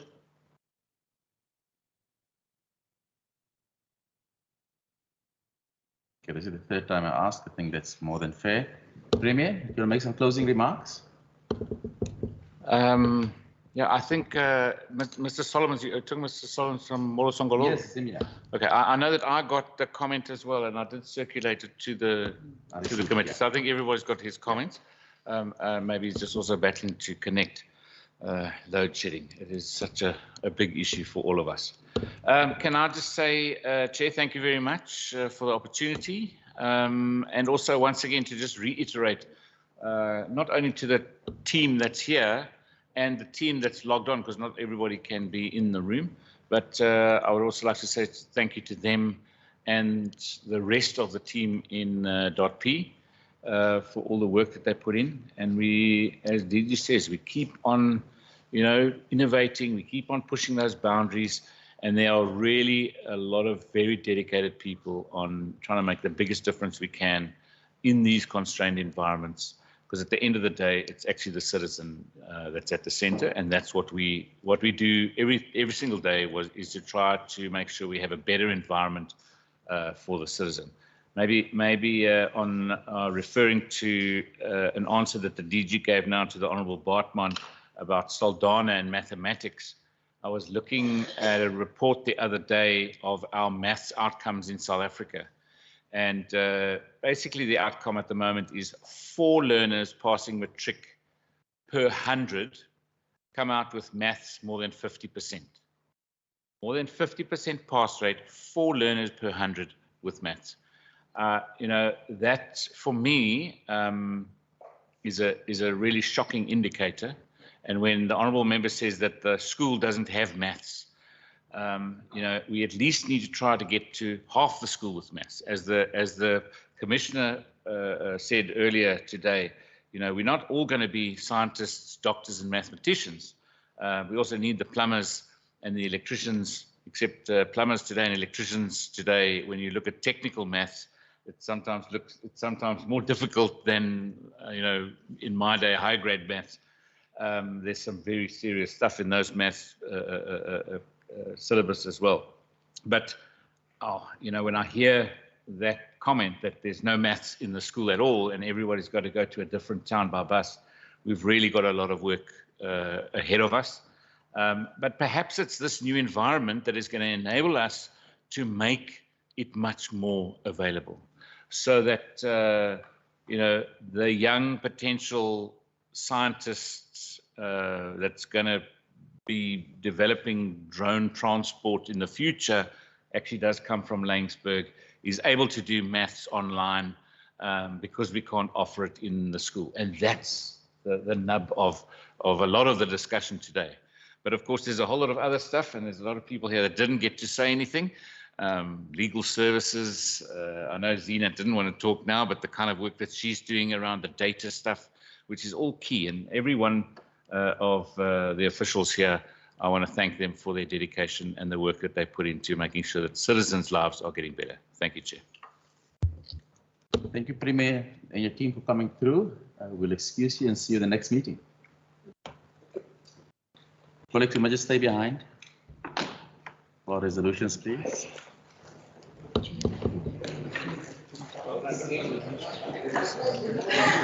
Oh, okay. Premier and the team, there is some lunch served at the back. Please pick it up, otherwise there'll be fruitless expenditure.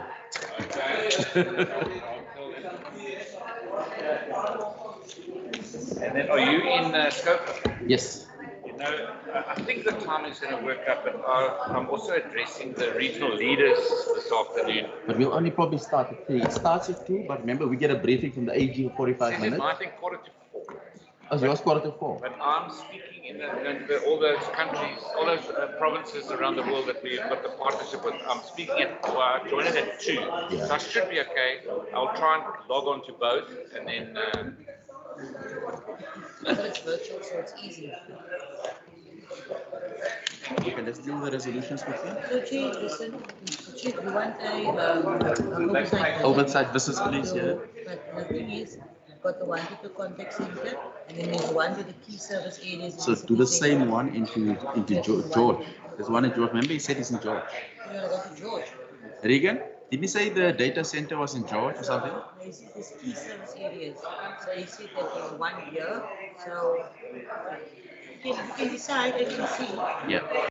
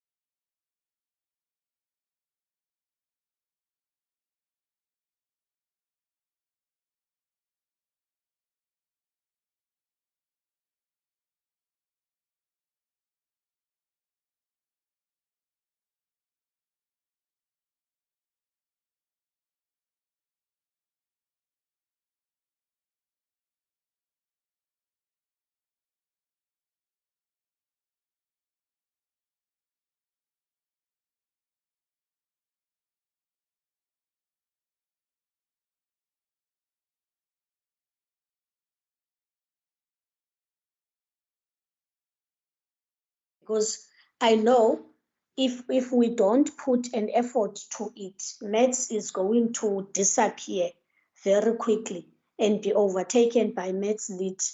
Perhaps if we can get some kind of a conversation around that. Number two, Chair, in relation to the slow rollout of broadband programs, can we get a program or some kind of plan as to how is this going to be addressed and to ensure that we are back to our initial stages including the speed that we've undertaken all of this. Three, Chair, is around the private-public partnership on issues of ensuring our e-centers are operational even in other areas where we have been struggling to establish those, especially in light of the COVID-19 lockdown and some of the businesses closing down. So I wanted to raise those three. If they have been attended to while I was unable to connect, I want to apologize upfront. Thank you. Okay, no, that's fine. So you just want to ask on the three issues, the key reports on the matters, what is the status and what they're doing about it? Am I right? Yes. Okay, so it's the maths one, it's the broadband, and one is the e-service, particularly in the rural areas. Is that right? Yes. Okay. But not only in the rural areas, Chair. You see this thing of the greater Nyanga area not attended to with only one center in the Nyanga junction is really not doing justice, because we've got the greater Nyanga, you've got the greater Philippi that does not have such a services. Whilst in Mitchell's Plain, you've got two, one in Rocklands and the one in the center of Mitchell's Plain. Thank you, Chair. Okay, so you want on the big underserviced areas in the metro. Is that the right way to put it? Chair, with a special emphasis on areas. Okay.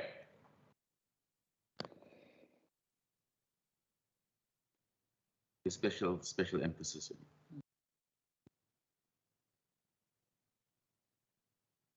Big areas like Nyanga, could include Kalicha, those big areas.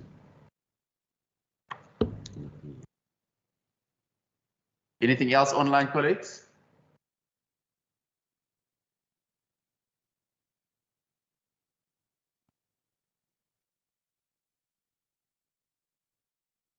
Okay, nothing else. Everybody's good this side.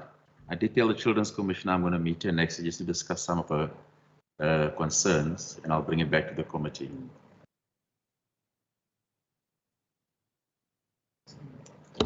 Okay, minutes of the previous meeting, my laptop went off now. Oh. Battery. Okay. Minutes of the meeting of the 8th of September.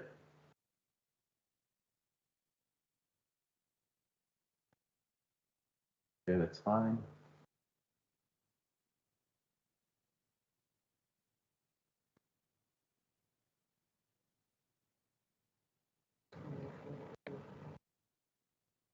Oh, shit, I didn't think about it.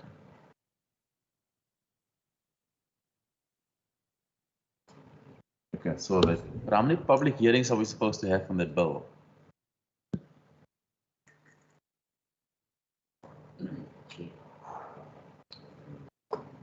Let's go down to the beginning.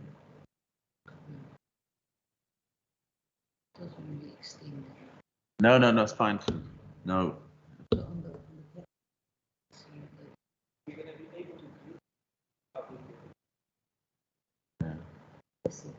No. Okay. Get off to next year or something. Let's accept the minutes, and then early next year, once the bill is formally introduced to us, because the bill has not been formally introduced to us anyway. But once it's formally come to us, then we'll redo the public hearings.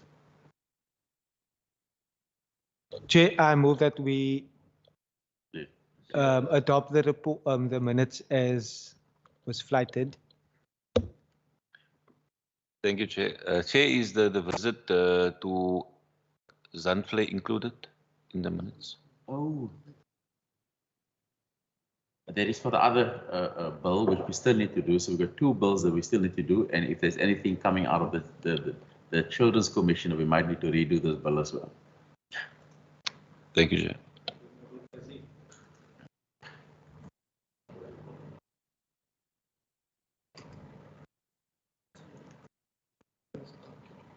Okay, the report, yeah. Yeah, go down.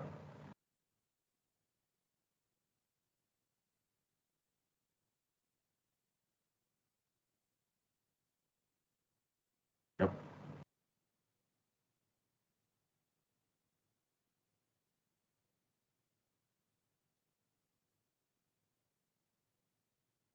It's fine.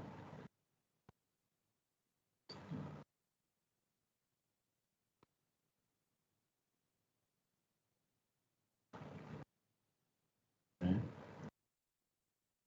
We adopt members with the tracking documents and the budget. I move that we adopt.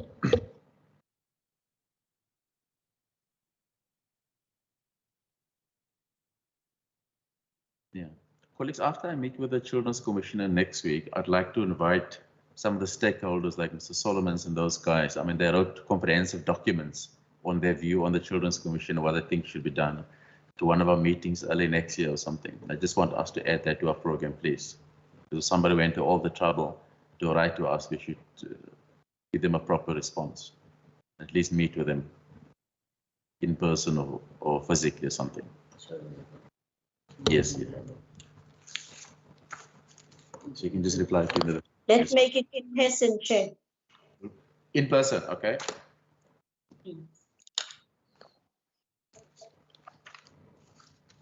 So you can just respond to them to say that we have made a decision to meet with them to discuss their concerns around the Children's Commission and not the person, the structure and all the things that they raised there.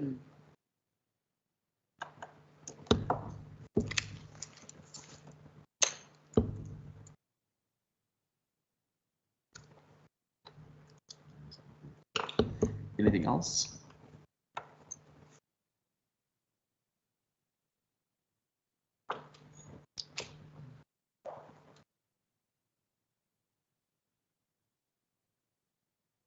Colleagues, we have a meeting scheduled for the 24th. We invited two key stakeholders, but they have not responded to us yet. We tried to get hold of them. They previously contacted me and said they'll get back to me, but we're still waiting for them. So we will have a meeting on the 24th, but I was hoping to get a Home Affairs here on the day, talk about some of the challenges in the Western Cape. The DDG did call me and we had a long discussion around it, but we're still waiting from the Minister's office to give them feedback, and that's what they're waiting for. So they might be here on the 24th, they might not be here, but I'm sending another follow-up this evening.